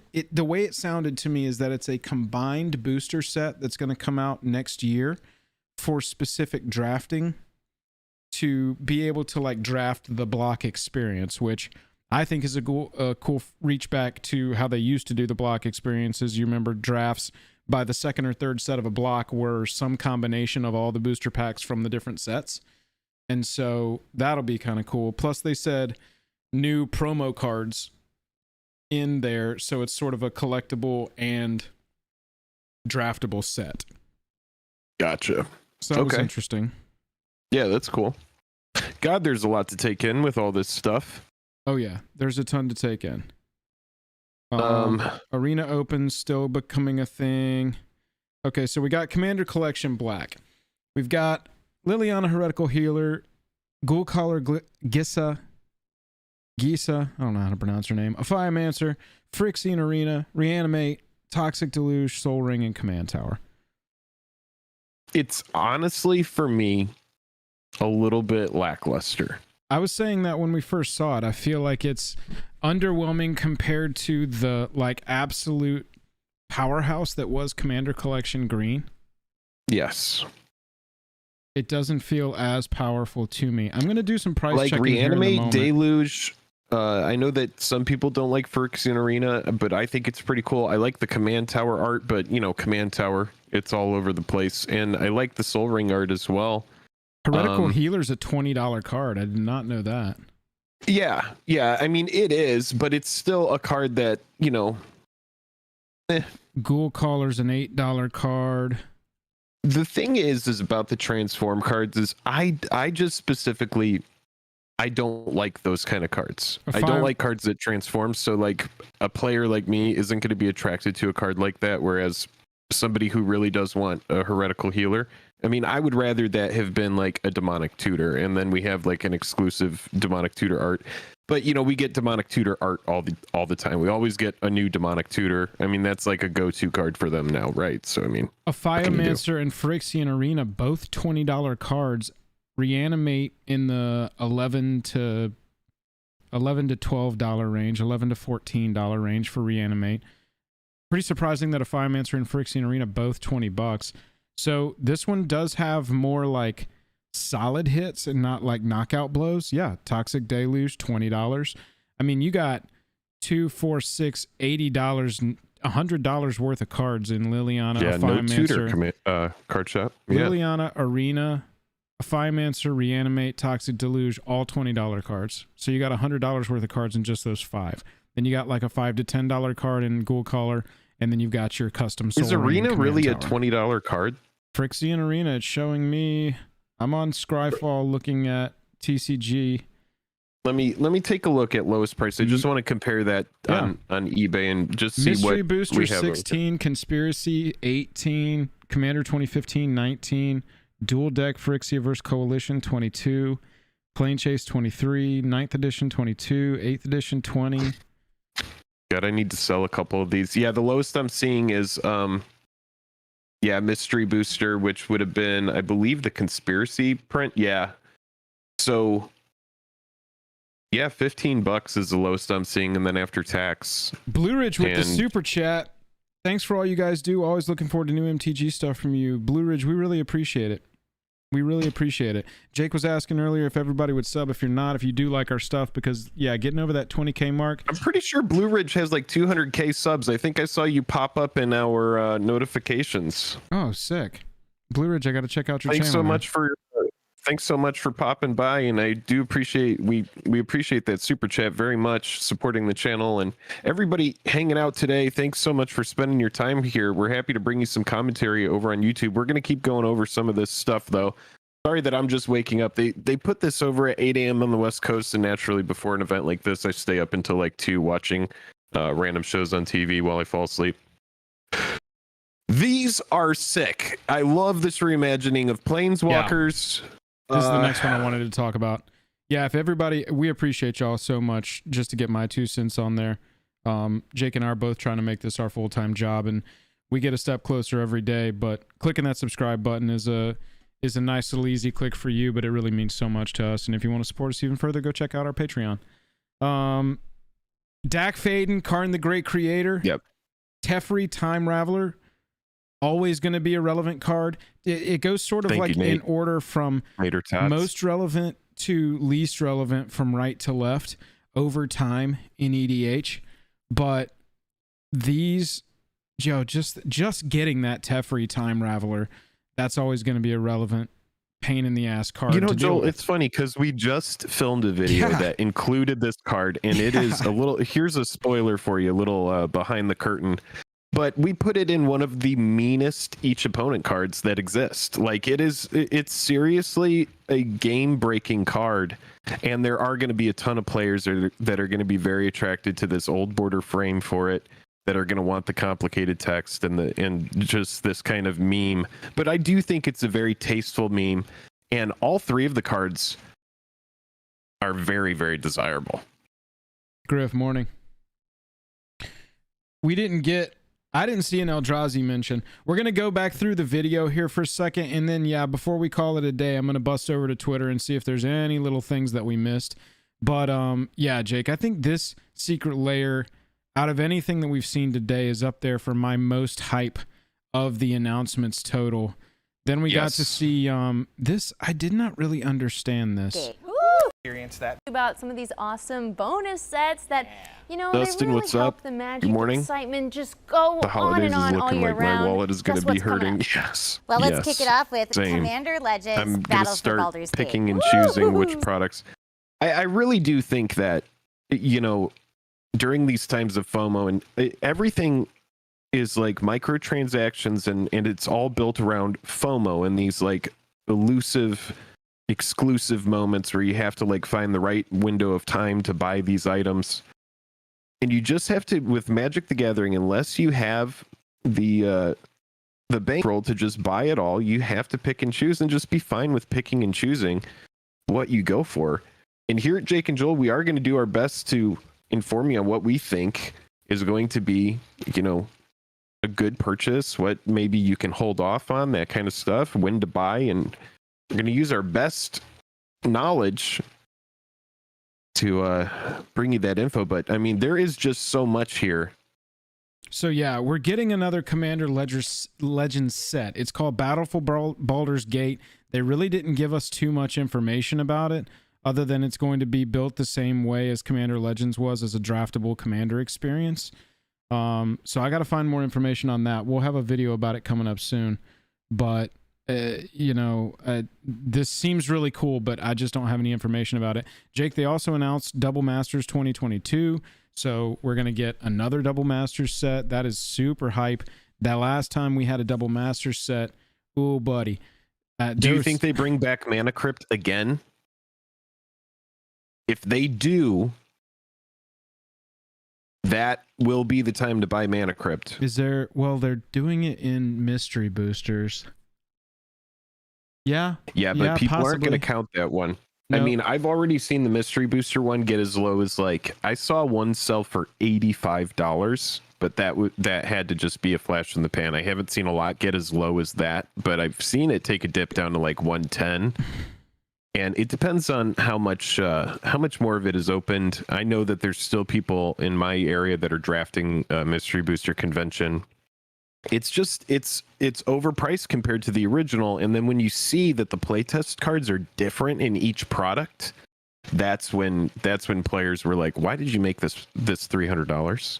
Right. Like, why'd you make this a $300 box? Because the reason Mystery Booster did so well in the beginning is because it was just like, it was almost like a product for the players. It was like, here's this like massive set of cards, and it's $100. Enjoy, EDH players delight. But then when you like acknowledge the secondary market price of the playtest cards, and then you bring back this, product, you take the foils out, you put playtest cards in that aren't even playable outside of like a cube format or a casual format, then you jack the price up $200 on top of what it originally was. It's just shenanigans to me. We got two secret layers here that were also announced: Artist Series Baxa and Artist Series Voss. The Voss cards are interesting, if underwhelming. Carpet of Flowers, I think, is probably the most relevant one here as far as... That's a massive card. Yeah, as far as like value goes and wide playability. Carpet of Flowers, yeah, it's Urza Saga was the last printing of it. $30 card. And then it got mystery. Yeah. Then on Baxa, personal favorite artist of mine, Thomas Baxa, we got Sliver Hive Lord, Spellskite, Obnixilis Reignited, which this art looks insane. And then Sire of Insanity, which is a meme EDH card, but a playable one nonetheless. Spellskite is awesome too. Oh yeah. Spellskite kind of fallen from favor in Modern. It used to be a really powerful, really impactful card, but oh yeah. I remember when that card was printed in the standard, and what a pain in the absolute ass that card was in to control deal with. decks. Yes. Yeah, dude. Yeah. This was the same time as, I mean, could you play Jace and Spellskite together? I'm pretty sure if I'm remembering correctly, Jace, Mind Sculptor, and Spellskite were in the same standard together. They were. Yeah. Because unbelievable. As if that Planeswalker wasn't good enough. You couldn't target because it. I remember Cawblade played Jace in it, and Cawblade was playing the blue-black Bolus from Mirrodin Besieged, and so unbelievable. It would be like Esper Cawblade, maybe. Yeah. We also got this, what are they calling it? Math is for blockers. Vindictive Yeah, so Lich. what's our card in here? So we have Thragtusk, Brazen Borrower. Price check on Borrower. What do we got here? Brazen Borrower. Oh, there's the Vindictive Lich art. We saw that art spoiled. I didn't realize that that's what the card is on, that's what it's I'm going to take a look at Vindictive Lich. I need to read that. So it's looking about $20 for a copy of Brazen Borrower. And honestly, I love the OG art of Borrower, but this art is very cool as well. So it's, a piece that I would love to get. Vindictive Lich scarcity play here. This is a card only printed in Commander 2017, so we have new art on it. Nice. And Frostfang's the same way. It's 2019 Commander card, $12 currently. This is one of those I talk about in our Commander reprint videos all the time, that if they don't reprint it in some meaningful way, it is a card that will go out of control price-wise. $20-30 for an effect that's probably a $10 to $15 effect. But yeah, reprinting it in this, it's already a $12 card. It'll start working its way down, even though normally secret layers don't really move the price in a meaningful way. It'll at least give you the option to acquire it, and that's really what you want, is acquiring it for a good price. Meandering Tower Shell is a 17-cent bulk rare, so that's fun. And then, it's cool art though. I mean, it's really neat. But yeah, in these secret layer products, historically, there's like one or two chase cards and then some filler, or there's like a pretty even distribution among all the cards to make sure that they all come out around like a $40 price point. It looks like what they're trying to make these, save the Phyrexian Praetors, which came out and just absolutely blew all of that logic out of the water that I just said. But but still. Yeah, I mean, pretty interesting. And I do want to shout out Wizards of the Coast for this sleek packaging. That's a big change that we were asking for a lot with Secret Lair, was just something a little bit more concise instead of those big, bulky boxes. A lot of players that are buying Secret Lair are buying them with the intention of holding them, and they're collector's items. I mean, they're sold in a specific window of time and then never again. I mean, it's built on exclusivity and FOMO. So thank you for making it smaller, and then also thank you for putting the cards in cellophane within. That makes me a lot more happy when I buy foil products. Yeah, 100%. I'm looking at, now I'm changing gears over to our Pioneer decks. So Jake, they announced these Pioneer Challenger decks.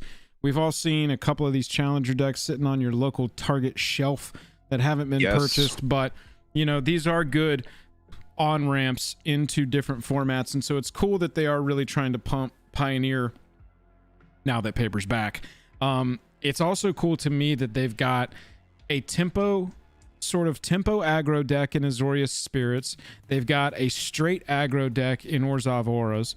They've got Mono Red Burn, which is even more straight aggro than Orzhov Auras, and then a Lotus Field combo deck as well. So I feel like they've got a cool cross section of Pioneer. I'm looking at prices on the Orzhov deck. The Orzhov Auras deck, the most expensive card, like Luris, is a one of as the companion. So maybe they put this companion in there. I'd be interested to see the actual deck lists. But from a finance perspective, Luris is like a $12 card.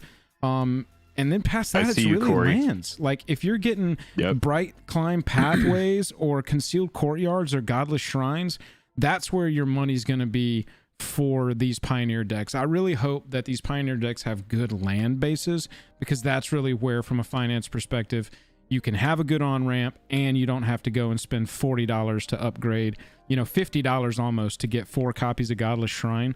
Hopefully you can just buy this and have 2 or 3 already in there, right?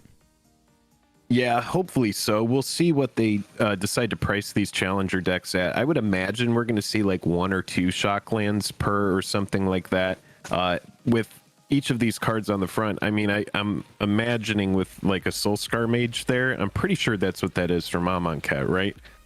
There should probably be a 4 set of those. There should be like 4 sets of SRAM. Rip SRAM's non-foil price. The foil SRAMs, if SRAM ever really takes off, hopefully it does, I'll be able to unload that massive amount of SRAMs that I bought years ago when I used to spec cards in the pre-variant era. But nowadays, I'm just like, I don't know. So looking at the pretty sweet though. Lotus Field combo deck runs. I'm happy they're not letting Pioneer die. I'm sorry, I don't mean to trample over you, but that was a format that seriously, like, I think it's going to be great. Oh yeah. We will go in the after this video, we'll put in the description of the video the deck lists so that you can come in here and click around and take a look at that. The Hidden Strings deck, the Lotus Field combo deck there in the bottom right, it really doesn't run many expensive cards. Again, the land base is expensive. I'm actually shocked how some of these top decks in the format are quite affordable. I mean, when your most expensive card that's not a land is like a copy of Dig Through Time, which is, I mean, 3 of them for $4. You know, 4 Sylvan Scrying for $4 is, that's, you know, it's just not that expensive of a deck. That's very interesting to me. Yeah. I'm looking at to see if the burn deck does run companion Luris. So yeah, Soulscar Mage, 4 Soulscar Mage is $32. So if this has got 2 of them in there, that's a really good buy if this deck is around 20 or 30 bucks. Yeah, I imagine there will be 2. Maybe they set it up in such a way where you need to buy 2 of these if you want the full playset of those. Eidolon of the Great Revels, another really expensive burn card, because that's also a modern burn card. Eidolon says good morning, Annie. Eidolon says good morning. is like a $10 card, so putting 1 or 2 of those in there would be really cool too. Yeah. Yeah, Spell Queller would be a good reprint. The thing is that the Azorius Spirits deck is not really one of the top meta decks. It's up there, but it's not, you know, as powerful as some of the other burn decks. Yeah, Spell Queller is a 4 of those will set you back $23. Skyclave Apparition, that's the one from Zendikar. That's even in standard still, but those are like $7 Omniscience each. and Lotus Field deck. Oh, that'd be funny. So that's pretty cool. Hopefully that, you know, really indicates that they care about Pioneer and are hoping to keep that around as a full paper supported set. I think so. What is this? Oh, we're going to talk about Fortnite. Don't worry. We are going to talk about it. This is freaking crazy, man. This is crazy looking. This ride over here is called Teferi's Time Twist. All right, so what are we looking at here? This is the Unset. This is from a set coming out called Unfinity. Oh, okay. And he said that they designed it top down for this one. They started with the idea of an intergalactic sort of colorful sci-fi theme park. Okay. And went from there. So, pretty cool. This is, like Jake said during the live stream, this is, the unsets aren't really ever something that really excites us. They are very fun to draft. I guess excites us from the lens, from the angle of our channel is about EDH and collecting for the vast majority. And so the unset doesn't really hit either of those very well at all. It is a fantastic limited experience. I think we've both had fun drafting and playing limited unsets in the past. Obviously, the lands are what is going to sell this set. If it's anything like every other unset that's come before it, there's going to be one chase card, one unchase card. And that's not even playable in Commander or anything. It's just like a collectible. And then it'll be the basic lands. And they even said that there's going to be shock lands in these treatments, in this art style. And that'll be what sells the set. Yep, that will sell the set. But typically with sets like these, the chase cards completely outpace like the entire bulk of the set. Like the rares, the uncommons, there's like nothing that you really want unless you want to create like an uncube or something like that for fun with friends. But just for me as a collector, these have never been super duper attractive. I do obviously recognize the value in the lands though, and how they set that up. Yep. Warhammer 40k, we didn't get anything except a piece of art. It does confirm that we've got guns in the 40k set, which is good that they didn't shy away from that. I don't see how they could have even done this with Marines, you know, not having their weapons. So we'll see about that. Universes Beyond Lord of the Rings, man, they really expanded the reach on this one today. This is going to be a draft set. This is going to be commander decks. This is going to be secret layers. Like, lordy, Lord of the Rings is going to be everywhere while this Lord of the Rings will bring a lot of eyes to the game as well. There will be people that are interested in MTG because, I mean, just speaking for, you know, my household, Annie doesn't really play MTG, but I'm pretty sure she would play a Lord of the Rings MTG game if she could play as Gandalf or something like that, and some of play with like the hobbits and that kind of stuff. I know that she would love it. What do you think about these crossovers, Joel? How do you feel about this? You know, it started with Godzilla. We've seen it tastefully done in Godzilla, where they've made creatures that are in the set named after Godzilla's or different Godzilla creatures in that universe. And then, you know, we've seen it in Walking Dead, where it's like completely exclusive new cards.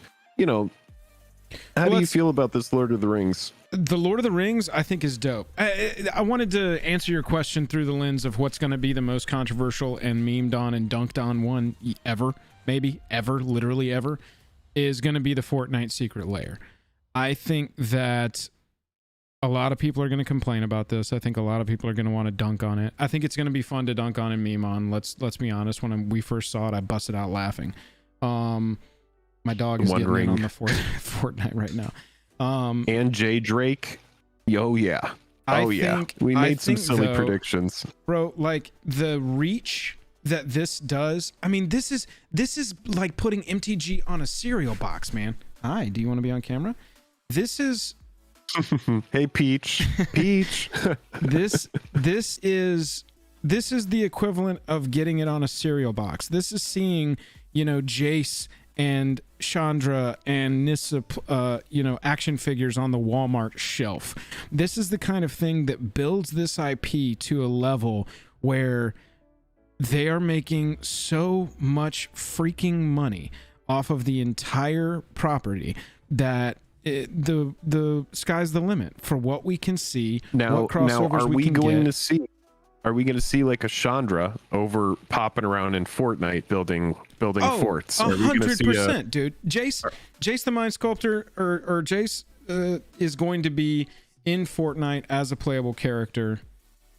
Did they confirm that in this? No, it just okay. there's just no way that they don't go all the way with this cross branding, I would assume. They put five planeswalkers over there. They just put like I don't know, maybe well, I mean, you're talking about a game where Chandra, you can play Lily. as.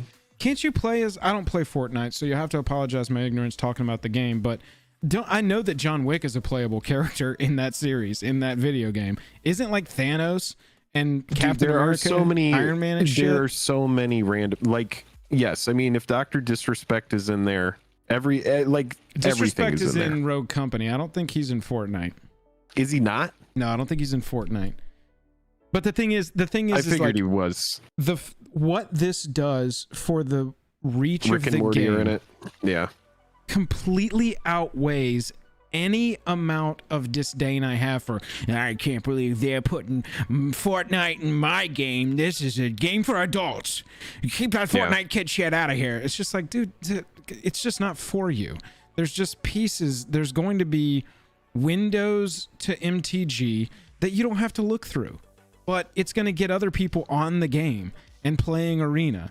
And we already know, like, we just want them to keep like expanding their dev team and paying their developers more and putting new features in. Give me, please, God, I've been playing so much Historic Brawl. Please give me 4-player Historic Brawl so we can cut down on the toxicity of that format just a little bit, where everybody's not playing freaking counterspell and removal decks. Just a little bit. 4-player would balance that out so well. But how are we going to get there with that feature? Them making a shit ton of money, them having a dev team that's big enough to do everything they already need to do and add new features on top of that. Fortnite is a window into that. Jake, that's my very long answer to what do I think of these universes beyond crossovers.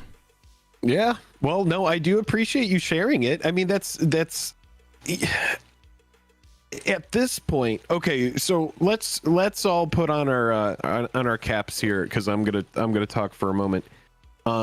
And also, if you're enjoying the stream, click like and subscribe. Yo, I think we're very close to 20,000. Right? We're only like 30 subs away from 20K. God, so if you want to pop in here and help us get to 20K on stream, that'd be cool. But get us there on stream, Jake. I'm gonna go potty while you start this point. Yeah. So look, Joel's just like, I'm out of here. No, I'll say this for everybody here hanging out. Let's go back to the first time, before going into Battle for Zendikar. Okay, what year was that? 2017? Did we go to Battle for Zendikar? And they showed us the Expedition Land treatment. And then in the very next block, we go to Kaladesh, and they show us the Masterpiece treatment, the Invention series. And then the very next set, it's Amonkhet, and the variants on the invocations, it was an uproar. Everybody hated it. Does everybody remember that? Max, hello from France. Love you from France. Thanks, Maximilian. I appreciate you. Matt Miller, what's up? Sideshow, how's it going? I'll unsubscribe and then subscribe again. Hopefully that helps. That's perfect. Someone somewhere. Yeah, I'm just gonna say hi to everybody. It's good to see you. Pepperidge Farm remembers. Jake, I do too. But imagine if it had been I mean, it's been a slow progression that has got us here to Fortnite. If it had been like Expedition Lands and Battle for Zendikar, Masterpiece Inventions in Kaladesh, Fortnite crossover going into Amonkhet.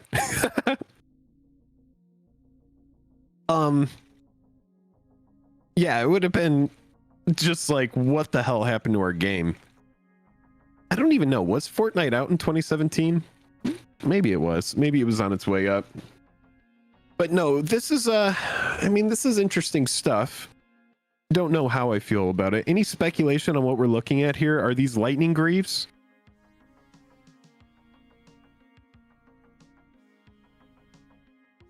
Or are these going to be exclusive cards that only exist in Fortnite that are now going to be like Commander? Joel, are these going to be exclusive cards in Fortnite? Oh, he can't hear me yet. Sorry, I'm back. What's up? Are these cards in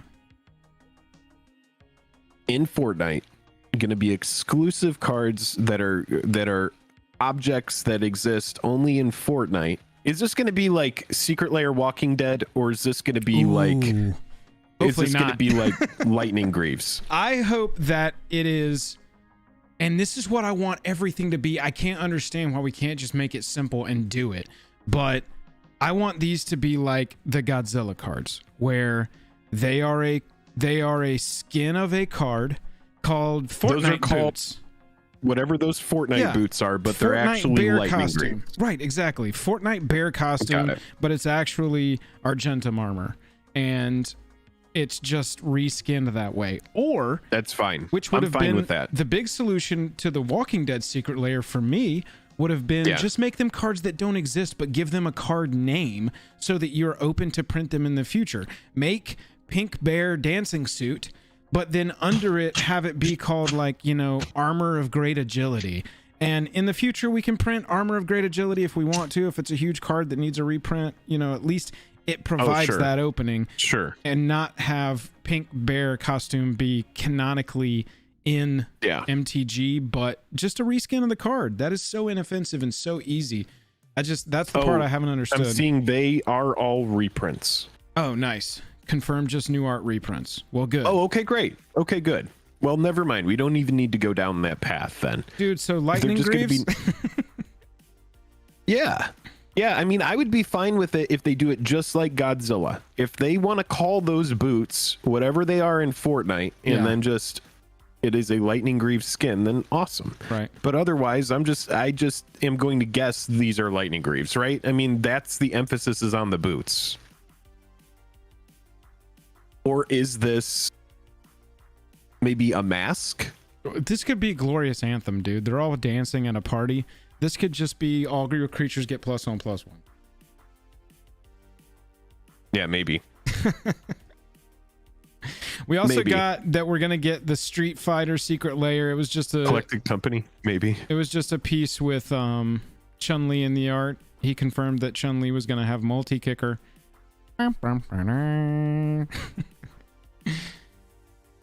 But yeah, that's funny, dude. Overall, I think the biggest thing that I'm excited about is these set releases.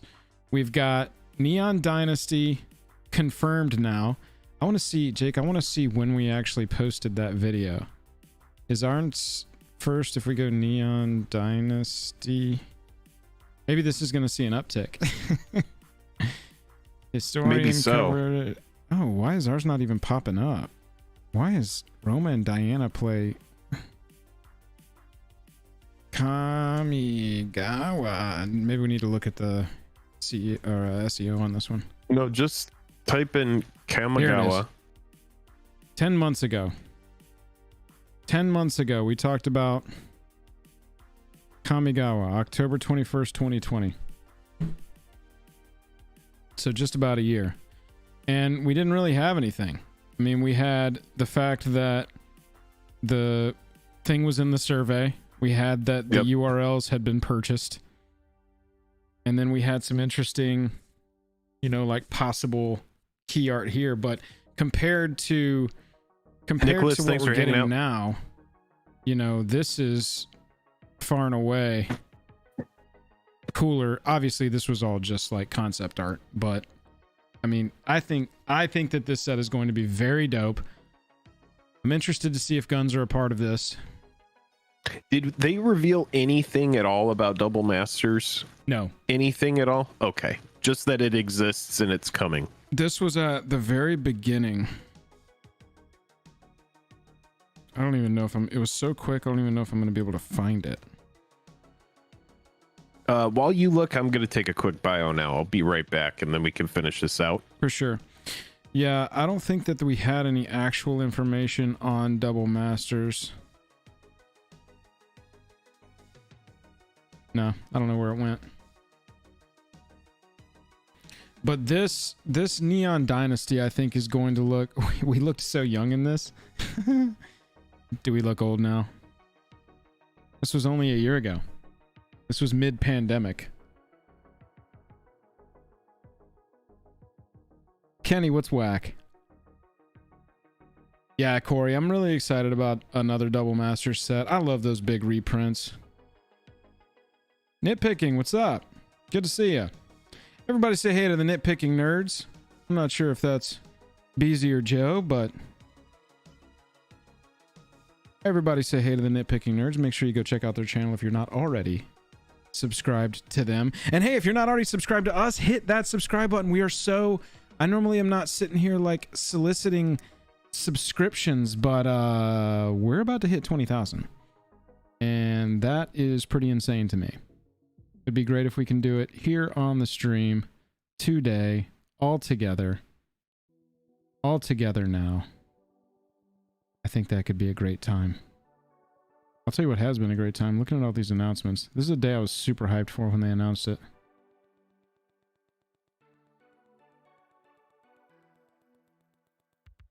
I'm seeing them roll in. We're like 25 subscriptions away from 20K. Neon Dynasty, this is something that I just... The aesthetic speaks to me. Just the world itself looks so tight to me. I think that's going to be very cool. I'm very excited about this one. It'll also be interesting to see which... You know how they always put like a known planeswalker in the new set? I'd be interested to see which known planeswalker is going to be on Kamigawa. So we also saw... Let's close the Fortnite. We saw the Fortnite. Everybody's excited about the Fortnite. Thank you, nerds. Appreciate you. Corey, you said it's more like we're battle ready now and not old. Oh yeah, it's definitely Dennis. It's definitely Dennis How do you pronounce Villeneuve? Dennis Villeneuve, the Blade Runner guy. I don't know how to pronounce that name. Anyway, it definitely is. We also saw a new plane, Streets of New Capenna, giving me some very cool BioShock vibes. What is the BioShock like? BioShock aesthetic, like, you're muted. It's a steampunk aesthetic. Yeah, it is kind of steampunky. Art Deco, that's what I was trying to think of. Art Deco style, dude. A whole plane of Art Deco. Look at this. Let's look at image. Oh yeah, dude. Fucking Great Gatsby. It's like a Great Gatsby set. This is going to be so tight. Just the aesthetic of this set is going to be so cool and so different looking. Yeah. I like that. Oh yeah, dude. This is so predicting BioShock worst vibes. of the 4 sets. Well, we'll see what they do with it. What would make it worst of the 4 sets? What's making you make that prediction now? I'm interested in it. So we've got Obnixilis in a suit, which is very cool looking to me. This like and gold they armor actually suit. didn't they use the words like kind of mafia vibe? Yeah, Is that what she she said was it's saying? our take on a mafia story. Yeah, I think that's really cool. I mean, if you're going to expand the game so far as Lord of the Rings, I mean, you can do whatever you want. And I want to say this as well. You know, MTG has been all about the multiverse forever, but right now the multiverse with like Marvel and Infinity War now going into Loki, and it's very much like in vogue to pretty much answer, you know, the call of, oh well, how do we do this crossover with this and this? Oh, the multiverse. You know, Rick and Morty even brought more eyes on multiverse and modern gangster. Just, you know, you can pretty much do anything you want now, and this is kind of clear to me that Wizards of the Coast is going to do whatever they want. I mean, we just talked about Fortnite. So Card Shop said, congrats to anyone who had Jake and Joel Art Deco discussion today. Heavy underdog odds. And then Kenny B goes, sleeping with the fishes can be buried alive. Oh, that's very funny. I like that. I like that. Dude, I saw that too. somebody make this point. Dog, imagine the showcase frames of an Art Deco set. That is already, that's already exciting to me. Just in like 10 years, Magic the Gathering decks, you're not even going to be able to tell like what the different cards are. You're just going to be like, these are all from the same game, and people are going to be like, yep. Yes, sir. Yeah. Oh, dude. Well, you can already kind of do that. I mean, especially with the... No, for sure. With the addition of those land module cards from Forgotten Realms that look like little magazine cutouts or something. I like them. I'm not talking shit about them. Don't get me wrong. I do like those module lands. I think they're cool, but yeah, unrecognizability, being able to draw an opening hand in Commander is just going to be all over the place in 2 or 3 years. It already is all over the place. Yeah. But yeah, New Capenna looks... I'm actually, like, right now, I'm trying to put in my mind what you're talking about with module lands, and I just can't even think of what the hell you're talking about. Which ones? I actually have one sitting on the desk here. The Evolving Wilds and, hang on. Oh, yes. They look like the D&D handbooks. Yeah. These. You know what I'm talking about? Yeah, I know exactly what you're talking about. Yeah. I actually like those a lot. Yeah, I think those are really cool. I think they're cool, too. Jennifer pulled this in our little pre-release. Is it a foil? No, this isn't a foil, but she pulled this in our pre-release sealed. We've been doing a pre-release at home sealed the entire pandemic, and we kept that going for that. But yeah, I think it's going to be cool. New Capenna is probably...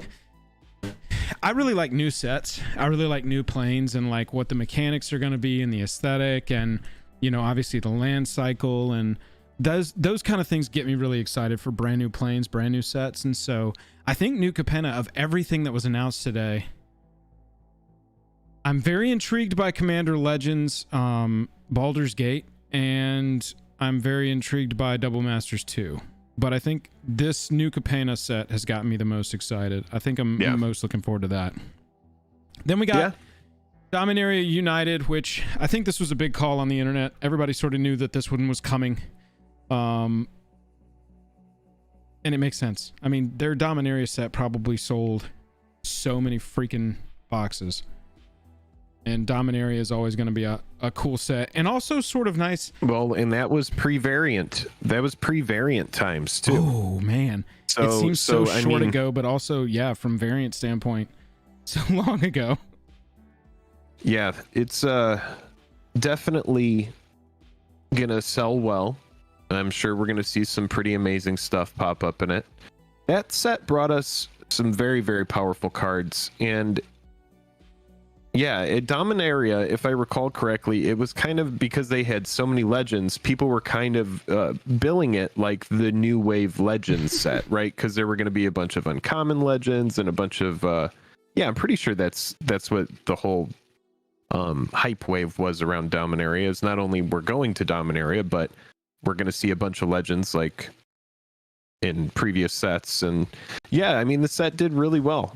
I'm loving the Mafia cards that are getting suggested in chat right now. Gabagool is create 2 food tokens.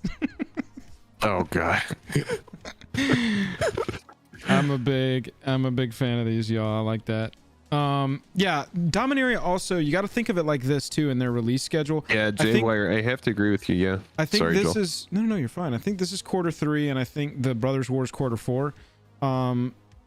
It makes sense to go back to actual fantasy realism roots and say this is still where we are rooted after quarter 1 being neon steampunk. I mean neon cyberpunk. And then New Capenna being this Art Deco steampunk. I think that it will be important for them to go back into fantasy realism and you know, really get back to the roots of it. And then talking about getting back to the roots, I mean, Brothers War, That's going to be sick. I mean, we're going back in time for a set. Get to see Mishra and Urza fighting each other. Oh yeah. I don't even know this story. There's a book on this story though, right? I'm sure that there is. You know that I'm the worst person in the world to ask that. I'm sure that chat can help you out. Yeah, I was asking chat. I think that this was back when they were still printing full-length novels for the sets. Yes. Imagine that. Imagine, Jake, enough time in the release schedule for an entire novel to be written, edited, and published alongside a Magic the Gathering set. You know, because they used to come in the fat packs. That used to have the book and some boosters. It was a whole thing. And they used to be called fat packs. Now they're called bundles, and there is no book. God, speaking about those, I remember when they had the visual spoiler inside, like the visual library of a new set, completely printed in a little booklet in the bundles. And dude, when I got those bundles as a kid, that was my favorite thing to just sit there. It was like scrolling through Scryfall now, but that was pre-internet. So having all of the cards for a set right there in your hand and be able to look through those little booklets, that was such a good time back in the day. Oh yeah. Oh yeah. Peach is making an appearance. I want to let's take a second here because I know that we probably got some people hanging out in chat who don't know who we are. Maybe you just stopped in because you want to see the announcement. You decided to check it out on YouTube rather than Twitch. We're Jake and Joel or Magic. I'm Jake. That's Joel. Hi. Thanks for spending your time with us. You know, we typically cover MTG Finance, MTG News like we are today, or EDH content. You know, we like to play Commander and that kind of stuff. I want to go ahead and tease a couple things that we have fun coming up on the channel as well that you might be interested in. On Thursday this week, we're going to open 2 boxes of Kaladesh, and we're going to be trying to hunt for some of those masterpieces. So if you think you want to pop in for another stream, we're going to be opening 2 boxes of Kaladesh this Thursday. And then the following Tuesday, what time on Tuesday Thursday, of next Jake? week, that's going to be 6 p.m. Pacific Standard Time. Let me swap this up. And then the following... Hang on just a second. I've still got your Jake offline picture up. Oh, you do? Hang on. No, I just swapped back over to the other... to the other view. There you go. You're good. Yeah, and then also we're going to have oh god, you don't have me on. What's going on? That was your offline picture for before you had joined us. It swapped over. Has it been like that the entire stream? No. Oh, okay. All right. We were on the different we view. do have 2 boxes of Japanese War of the Spark that we're going to be opening on Tuesday of next week, going for a Mono Liliana. That is going to be episode 26. We have opened so many boxes of this. We've opened plenty of regular monos, but we have yet to open the foil. And yeah, go be there for that if you think that that's going to be something that you're interested in. We're going to be opening boxes. 19,000. Always looking for oddities. 19,982. Yeah, Corey, I know Jake. We are right on the precipice. If you haven't subscribed to us, hit that subscribe button. That one click does so much for us. You can't even imagine. Corey hanging out. Corey's going to be our sponsor for that. And I will let you know that we do sponsored box openings. If you do want to sponsor a box, head on over to Patreon, subscribe or join the Patreon at any level. Joel, let them know what they get when they join the Patreon. I can't even talk this morning. You get your name at the front of our videos, just like you're seeing on the screen right here. This was back in October 21, 2020. This is the size of our Patreon then. It has grown oodles since then. Access to our VIP section of our Discord. You got monthly giveaways that we do over there on the Patreon. No purchase necessary. Rights reserved. I'm a TM. That's right. None of the giveaways that we do on YouTube are in any way affiliated with YouTube in any way. No. All that stuff. Also get a signed 2-headed giant. 2-headed giant is sort of what we consider our channel. A big 2-headed giant stumbling through the YouTube landscape. And we also... Little 2-headed giant action. We'll send you. It's our favorite format, too. 2-headed giant is... Joel, I can't wait to play 2-headed giant with you again, man. It's been too long. You know, I actually, since I'll be in LA at the end of October for that wedding, I looked on EK's website to see if they had any two-headed giant events. Alas, they do not. Nada. But yeah, I'm the same way, man. I'm ready to play some paper MTG again. I was really hoping that things that were missing from the showcase today for me. Austin, thanks for that new subscription. It doesn't really affect me in a huge way, but organized play was basically just completely shuttered with no future plans earlier this year. And Thank you for that new subscriber. I've never engaged with organized play in a massive way. Like, obviously, I've played in some main events at some GPs and tons of Friday Night Magics. But I've never really engaged with the OP organized play system. And however, the Pro Tours, watching those, Jake and I have covered them before. They're very fun, and I wish that they would bring that back. I would love to see highest level competitive MTG get the focus that I think it deserves, this being one of the coolest and most complicated games that exist. Oh yeah. So that was a little missing for me. Also, alongside of that would have been an announcement about GPs or whatever you want to call them, Magic Fests. They would have I think said something about Magic Fest alongside an organized play announcement, but they didn't even touch on that kind of stuff in this showcase. This showcase was like, look at the new sets, look at our secret layers, look at these shirts you can get now. Here's a pin subscription. It was very focused on product and not play. So hopefully in the next coming days or weeks, we get some sort of indication that organized play is taking a new life on. And man, it would be so tight if they would just let us know when GP Vegas is going to be next. Yeah, I will say this. I played a little bit of I did 2 mystery booster drafts over the weekend, and just, playing at the table, I hate to bring this up, but I hate playing with the mask on my face. So we got to get to a point where, people are like vaccinated or whatever, to where, I don't have to sit there and play with the mask on. I know that that's silly to say, but it's nitpicking, but where I am so excited to play Paper Magic, and I was happy to do it. I was very excited to do it, but like constantly having to monitor that being on my head was just still kind of annoying. So I know that there's other people that are going to and I know that there's other people that are going to feel that way as well. And so it's really just, we're still in the progress steps of that whole thing. I miss GP Vegas as well. I really want to go there. Annie and I are actually going to be taking a short trip, just a little couples thing here in a couple weeks. Later, but, Kenny. Yeah, everybody, thanks so much for hanging out. Kenny and Marlon went hard on the Mafia jokes, bro. You talking to me as exile target creature. Bada bing, there's an Imbecleave. I don't even know what that is, but it makes me laugh. Yeah, y'all are funny, man. Y'all are so funny. God, yeah, I would love to go to GP Vegas. I would love to play some two-headed giant. I saw Bob asking, yeah, dude, let's play some two-headed giant on spell table.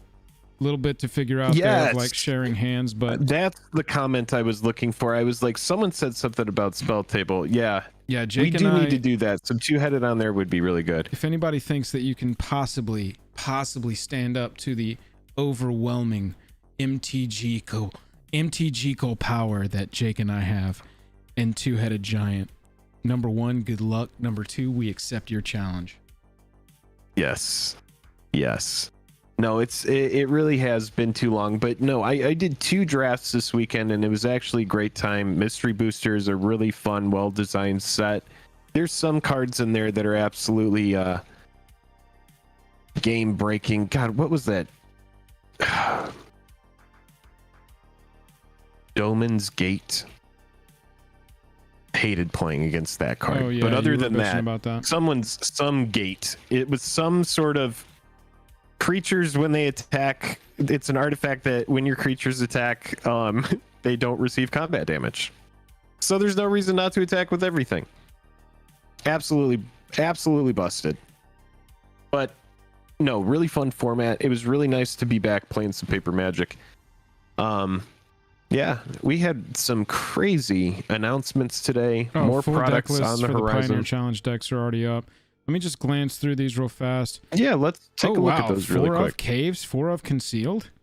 Whoa, they're putting a decent land base on this thing. 4 Wait, go ahead SRAMs. and... Well, yeah, that can be expected. Let's see what we got.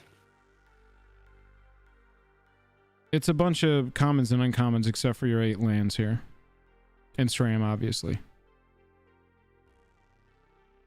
Those 4 concealed courtyards is really nice. Yeah, big fan of that. Hang on, excuse me, I overshot. 4 Ramanop. I can't see... Oh, Let's no, see, look at 'cause that of the damn sideboard. symbol. Look at that sideboard. There's a Thoughtseize in there. Oh, is there? Yeah. Oh, wow, yeah, 1 Thoughtseize. They did it. I can't see if that has... Ooh, a Chandra Torch of Defiance in the sideboard Okay, of that so second this one. is 4 and 4. 4 Swift Spear, 4 Viashino Pyromancer, 4 Soul Scar Mage. This is just a playable deck right out of the box. This is insanity. Wait, why do you keep clicking back and forth between the two? What do you mean? I'm just trying to read the mono red lists, and you keep clicking back and forth Oh, are you between the watching on different the lists. stream? Sorry, I've been sitting on the burn list.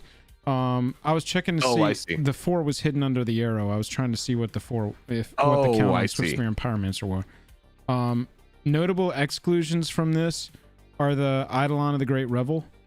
That's definitely a card that you would want to pick up for this deck, and it's gonna Wow, be... they give you 4 Bone Crusher Giant in it? Yep, that's what I'm saying. Jeez. This deck you could buy, sleeve, and play in the Pioneer Friday Night Magic the same night. This is almost ready to go. Pretty incredible. Pretty incredible. Yeah. Looking at the Lotus Field combo deck, all the pieces are here. All the pieces are here. Oh, the stream is behind. That's what it is. You got the Lotus Field. Yeah, that happens. Approach the second sun in there. Okay, now I see it. Dees. Yeah, Dees list here. I haven't played or watched this deck get played a lot, so I'm not 100% sure on the... Oh, 4th Espion stage? That's cool. Yeah. That's a very cool... Oh, we're 4 away. Yo, if you're hanging out... Arboreal Grazer. 4 Arboreal Grazers. Arboreal Grazer. We have got 4 more subs to get us to 20,000. Hey, if y'all are watching and you're not subscribed, if you want to hit that subscribe button, 4 more gets us to 20K. And that's pretty insane. Lotus Field, Azorius Spirits. You do it right here live on stream? Yeah. Yeah, we didn't get quite to 10K live on stream when we were doing that big Commander Legends opening, but we might get to 20K here live on stream. Jeez. Oh, yeah. Jeez. We're working on it. There's 1 more. I see. We need 2 more. 3 more. All right, let's see the last. I want to go ahead and see the last. This is Azorius Oh, Spirits. no, we went over. We That's went all right. over? Yeah, we went over. Ah, yay! 20K. My wife Thank is you so coming much, in everybody. to congratulate us. Thank you, wife. That's my sweet wife, Jennifer, if you're not familiar. Jake. Hi, Jennifer. Good morning. Jake, I know it's morning, but I am opening a Corona here to celebrate 20K subscribers on stream. Y'all are insane. We're very Oh, blessed. jeez. I have to do a giveaway then. You want to do a giveaway? You want to get a beer? It is morning beer time. Like over there, it's like almost noon and you can justify it. Here it's freaking, or no, what time is it over there? It's almost 1. Almost 1. This is my For lunch me, beer. it's 10 in the morning. Y'all, make Jake go get a beer God for 10 in the damn it. morning. Y'all, thank you so fucking much. degenerates. Thank you so much. That is so meaningful. Jake and I really work our asses off on this damn thing. We really want this to be our full-time job so bad. But we couldn't do it without y'all. That's the thing. So cheers to y'all. I know it's 10 a.m. where some of you are. I know it's 1 p.m. where some of you are. I hope that everybody joins me in this cheers. Plink. Cheers to 20K. We'll cheers again when Jake gets back.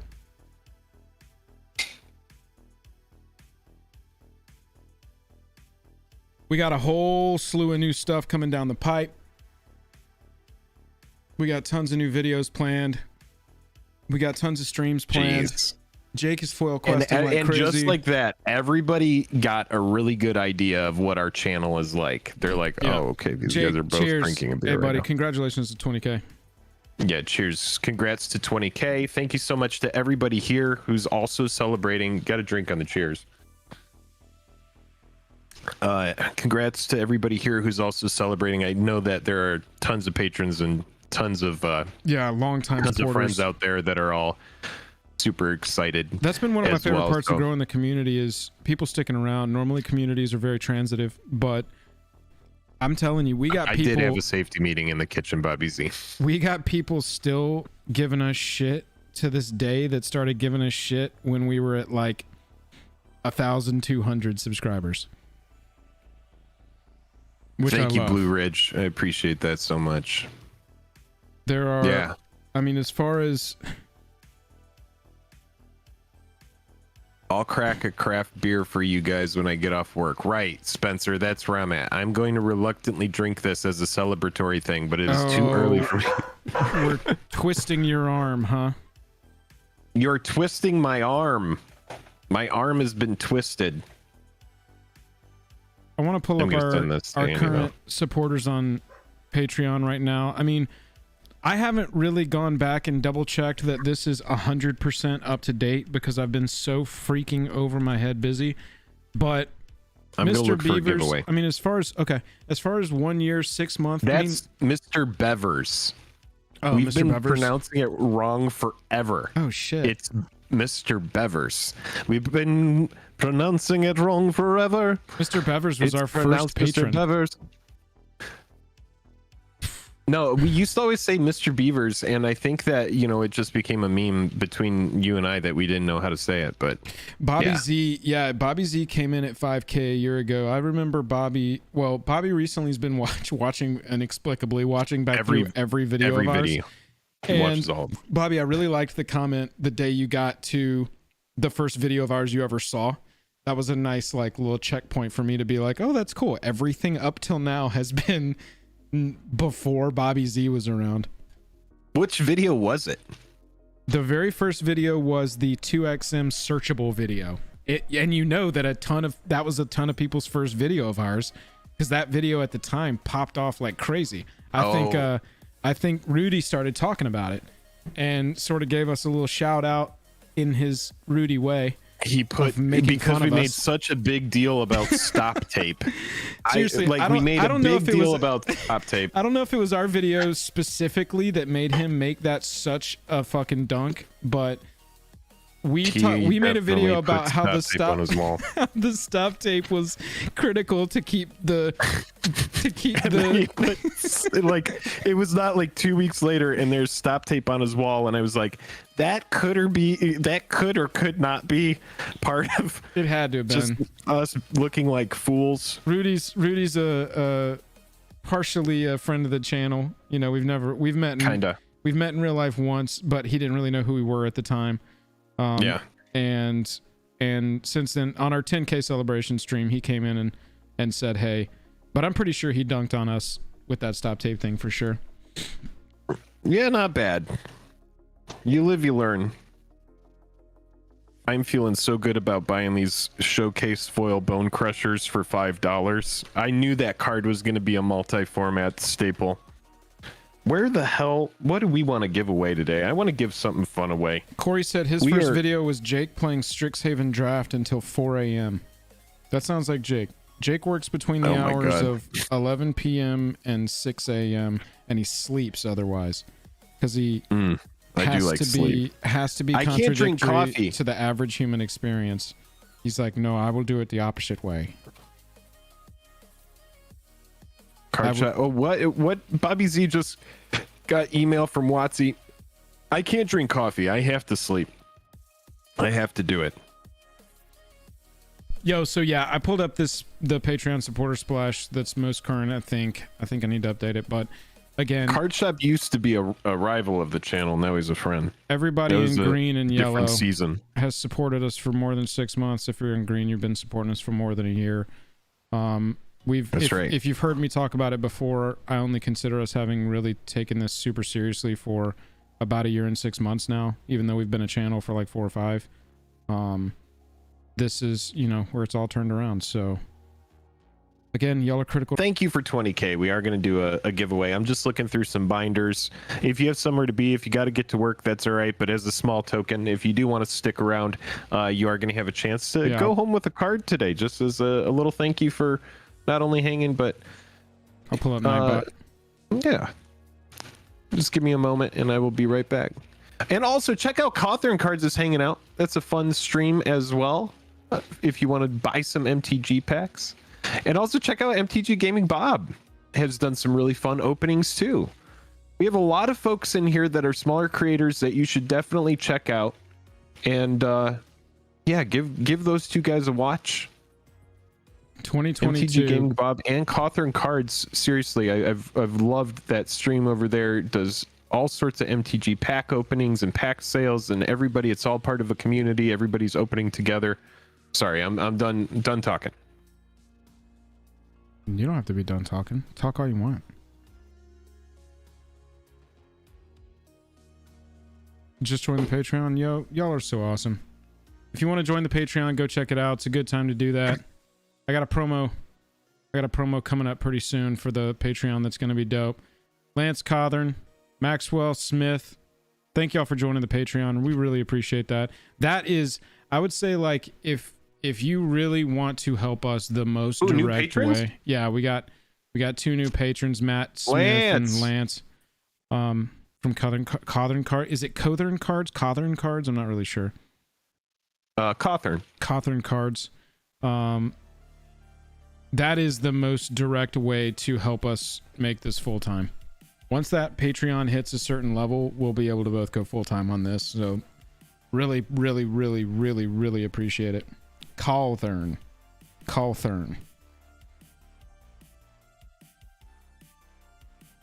Round Zendikar, Dustin? Yeah, I remember you joining. Cawthorn. Okay. BuzzFuzz. No. Yo, I think I'm just overly hyped for new Capena. This Art Deco thing, man, has just got me so jacked for that That's pretty set. sweet. I was not expecting that. That's pretty sweet. BioShock was such a huge video game series for me. Out of Time Super Drop is available now. Jesus, Jake. Oh, wow. Already? We got to cover this. Ugh. Yeah, let's go look at it. Yeah. Out of Time Super Drop is up and available. Let's enter the sale. Let's see what we got. I'm ready to look at some prices. Oh, God, dude. Okay. Non-foil bundle, 120. Foil bundle, which we're back to stuff not being Can we included. go full screen on this? Can we go big screen on this guy? Yeah. We go. Oh, that's not right. I think I can just right click.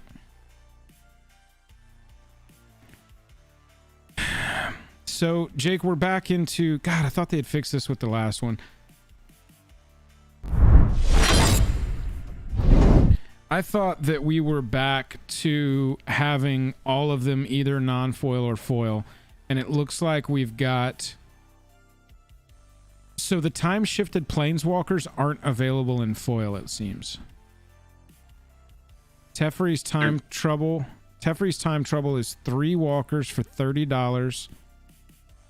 And it's not available as foils. That's okay. That's fine. If the variants are only non-foil, that's great. Whatever. Yeah, so that it makes the bundles wonky because the non-foil bundle has all of them. The foily bundle has taken out the Teferi Planeswalkers, the time-shifted Planeswalkers, but it has everything else. And then the bundliest bundle is everything in foil and non-foil plus the walkers for $240. Oh, wow.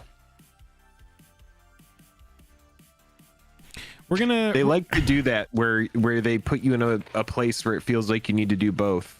Yep, exactly. Yeah. Jake and I will have a video in the coming days, either short or a full length. We'll figure something out. Sort of breaking down the prices on these and what our thoughts are as far as the collectability goes. Let me get a good look at this Kamigawa Ink one. I didn't look at this one.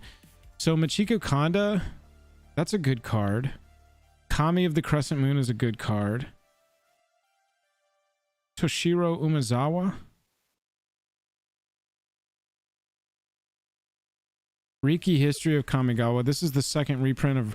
Didn't History of Kamigawa come in Commander Collection Green, or am I misremembering? No, I think he was in the art, right? He was in art. Food Time, what's up? Food Time, how's it going? Good morning. Yeah, Reki was in the art of one of the cards. Yeah, there we go. The art of these is cool. I need to see them in hand. It's kind of hard to tell, you know, from a small image on a screen, but I do like the traditional. It's not straight up traditional Japanese, but it leans in that direction. It's definitely inspired. So I do like that a lot.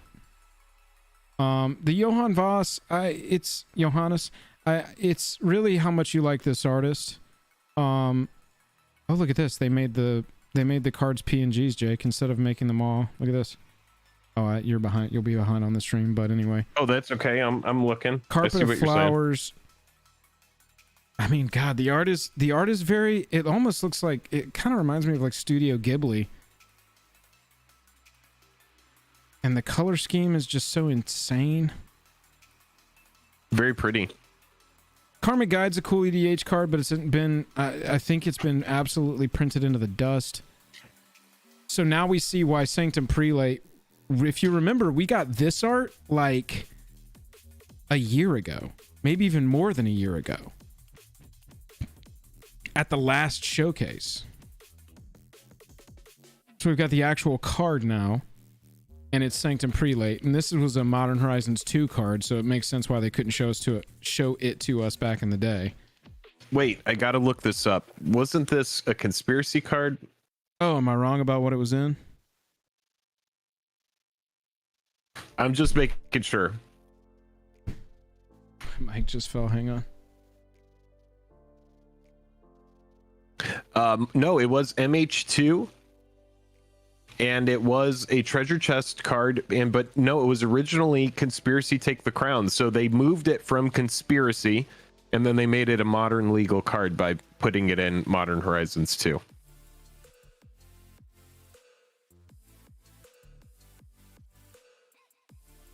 Okay, cool.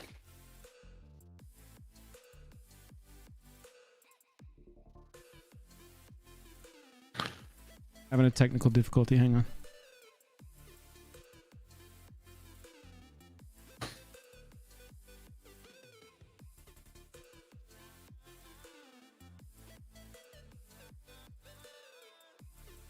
Annie is laughing. I told her I cracked a beer with Joel reluctantly, and she goes, ha ha ha ha ha ha. Yeah, I bet he had to twist your arm, right? Oh, he did have to twist my arm. He being you. Got it. He did. So yeah, Johann Voss foil edition. That's pretty cool. Yeah, let's look at the backs. This is my favorite. I've been such a fan of Tom. Oh, dude, yes. Look at this Ob Nixilis, Jake. This card looks insane. Somebody is in trouble. This is like a first cut for me when I'm building EDH decks. I always want to build this card in, but inevitably it gets chopped for something else. Right. Blue Ridge, thank you for that. I appreciate you joining our Patreon, yo.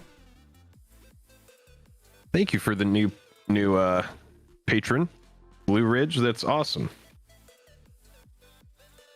Andrew Drake also joining the Patreon. Sean D.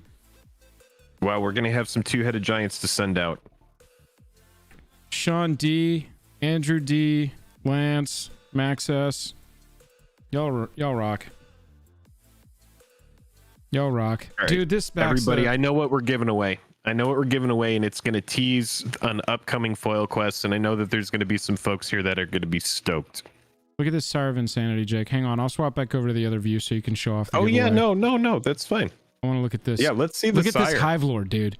What actually the fuck? Dude, this Sliver Hive Lord has got this giant series of egg sacs on its back, and also worshiper slivers. Yo. Jeez. That looks, I mean, it reminds me of the alien mother from, is it Aliens, when they see the mother all chained up? It's the queen, Joel. The queen. Jesus, sorry. And it's not chained up. It's just, that's where it's decided to do its nesting. That's where it's nested. So it's chained up in, it's all attached. It's chained up attached in to its sack. Alien versus Predator. The classic Alien versus Predator. Possibly over there, yeah. It may have been chained up. Anyway, yeah, this secret layer is cool. We'll do the regular video of, is out of time super drop worth it? Let's swap back over and do this giveaway. All right. So as I mentioned earlier, we are going to be doing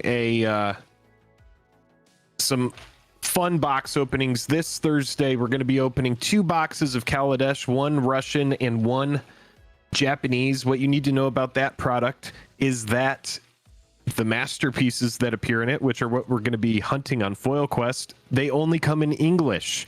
So if we pull something big, if we pull like a Mana Crypt or a Soul Ring, it's not going to be in a different language. So we bought those boxes cheaper than the English ones. Hopefully we pull something. Corey G is hanging out. He's ready. He's one of the sponsors on the other box. One of them is mine. But then after that, like I mentioned, we are going to be opening War of the Spark. And for this giveaway, we're going to give away an alternate art, non-foil Narset. So somebody's going to go home with this card. And this is, if you know anything about the game, this is a very oppressive EDH card. We just did a video about this card as well, and just how good that static ability on this card is. If that's something that you're interested in, we're going to give away a Narset right now. So yeah, that's just a thank you for 20K for hanging out this morning. You got to watch a show. Maybe you can go win this card. About hashtag 20K. No, how about yeah, hashtag 20K. Let's do it. If you win something, oh sorry, I'll say this really quick. No, you go ahead and do that. If you type in 20K. Hashtag 20K right now, you will be entered to win the Japanese alternate art Narset Parter of Veils. Is it Parter of Veils? It is Parter of Veils, right? Yep. Narset Parter of Veils. Japanese and what alternate, you need to know, non-foil. It is not a foil. Non-foil. And what you need to know about this is, in order to win a giveaway, all you have to do is be subscribed. That's it. Just follow the directions, be a subscriber on the channel. You never have to share it. You never have to dig up a dead relative. You never have to let all of your friends know about it. You can just be here, type in the hashtag. If you win something, reach out to us on Instagram or Twitter. Send us a screenshot. Be like, hey, I won this. This is my address. Send it here, and we will get it out to you. I'll respond to you in a couple days, and you will get the card. And yeah, and Jay that's Drake, it. that would be awesome. If we can get to 40K by the time the Warhammer precons drop, we will definitely be giving away 40K. Oh my God, 40K precon decks. I will commit to that right now because I love that idea. 40K for 40K. I'm super into that giveaway 40K idea. by 40K. Oh my God, that'd be great. Yeah, that would be insane. BuzzFuzz, do not dig up your relatives. Jake did not mean that. We are not endorsing anyone exhume any dead bodies. BuzzFuzz. Hashtag morning beer time would have been a possible hashtag for this. We're going with hashtag 20K though. Hashtag 20K is going to enter you to win that Narset. Everybody, we really appreciate y'all hanging out today. If you do win this giveaway, please contact us via Twitter or Instagram. Say, my name is so-and-so. I won the so-and-so, and here is my mailing address. That's all you need to do. That's it. We have a propensity to ignore when people are like, hi, I think I won something. And then I will work with you a little bit on those, but you have to just think about what I need in order to get you the card. Hey, pause. Most people have this figured out. Pause, what's up? Good morning. That's another channel that you should go check out. Pause Brown MTG Plus. Everybody, we appreciate you so much for spending your time with us. We know that time is valuable. We're going to give everybody just a little bit more time to get in this 20K giveaway. And get this Narset if you're interested in this nice alternate art non-foil Narset, which is also, again, we're going to be opening 2 boxes of Japanese War of the Spark next Tuesday, 1 week from today. So if that's something that you're interested in, make sure that you're subscribed for that as well. It has been such a blast this morning, Joel. Thank you for starting the stream out. You know, it's early over here for me, but I'm happy that I made it when I did. Hey, if you showed up on time, I would have been like, why have you been awake all night? What I did my happened? best. Is something going on? I did my best. Yeah, y'all. You know, Jake, from a business standpoint, and maybe I shouldn't have this conversation in front of everybody, but I'm going to. From a business standpoint, the announcements today were very, very big. And the reason why is that Fortnite secret layer is going to give us the pivot point that we've been looking for to change our channel into something else. We're going to finally be able to pivot be a Fortnite channel into a Fortnite channel, which has kind of been the goal the entire time. Right. So what we're going to have to do is we're going to have to go back 15 or 16 years when we were young and spry and had good hand-eye coordination. And hopefully we can play shooters at a high level. Right. So we need to go back in time. Joe, you're not out. You're tied to this now, baby. You're editing all the Fortnite videos. Good fucking luck. Pro Fortnite gamers. Oh shit. Jake has been trying to find a way to make this a Rocket League channel. Oh god. No, that's my precious. I don't share that game with anybody. I've streamed it a couple times, but that is only for me and who I play it with.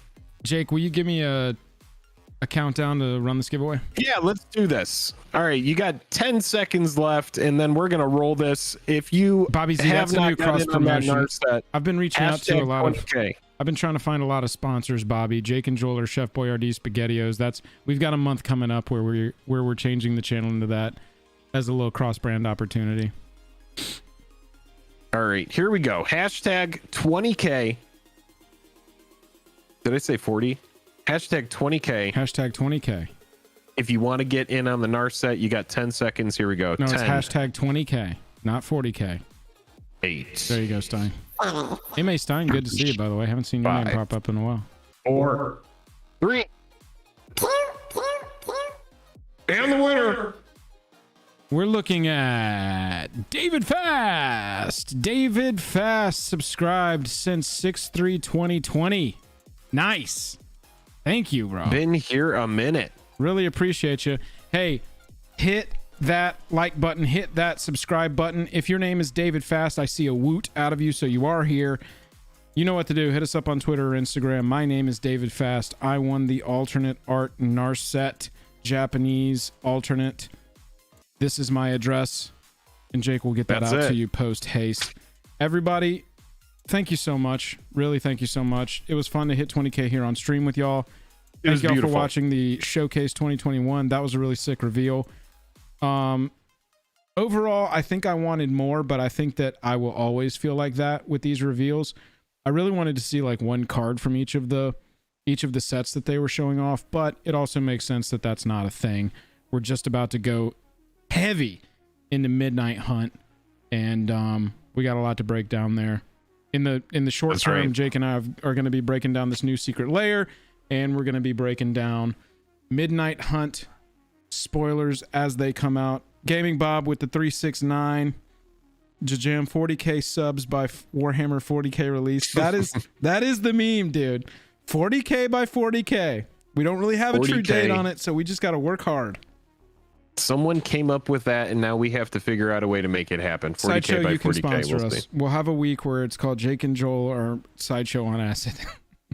Yes, there we go. Jake, any final thoughts? No, just go into your day, do that whole thing where you be your best self, but more than anything, be kind to yourself. And we'll talk to you soon. All right, everybody. That's it for us. We're checking out. Love you, mean it. I'm hitting end stream. My thing's a little laggy, but I'm hitting end stream. Love you, bye. Corey,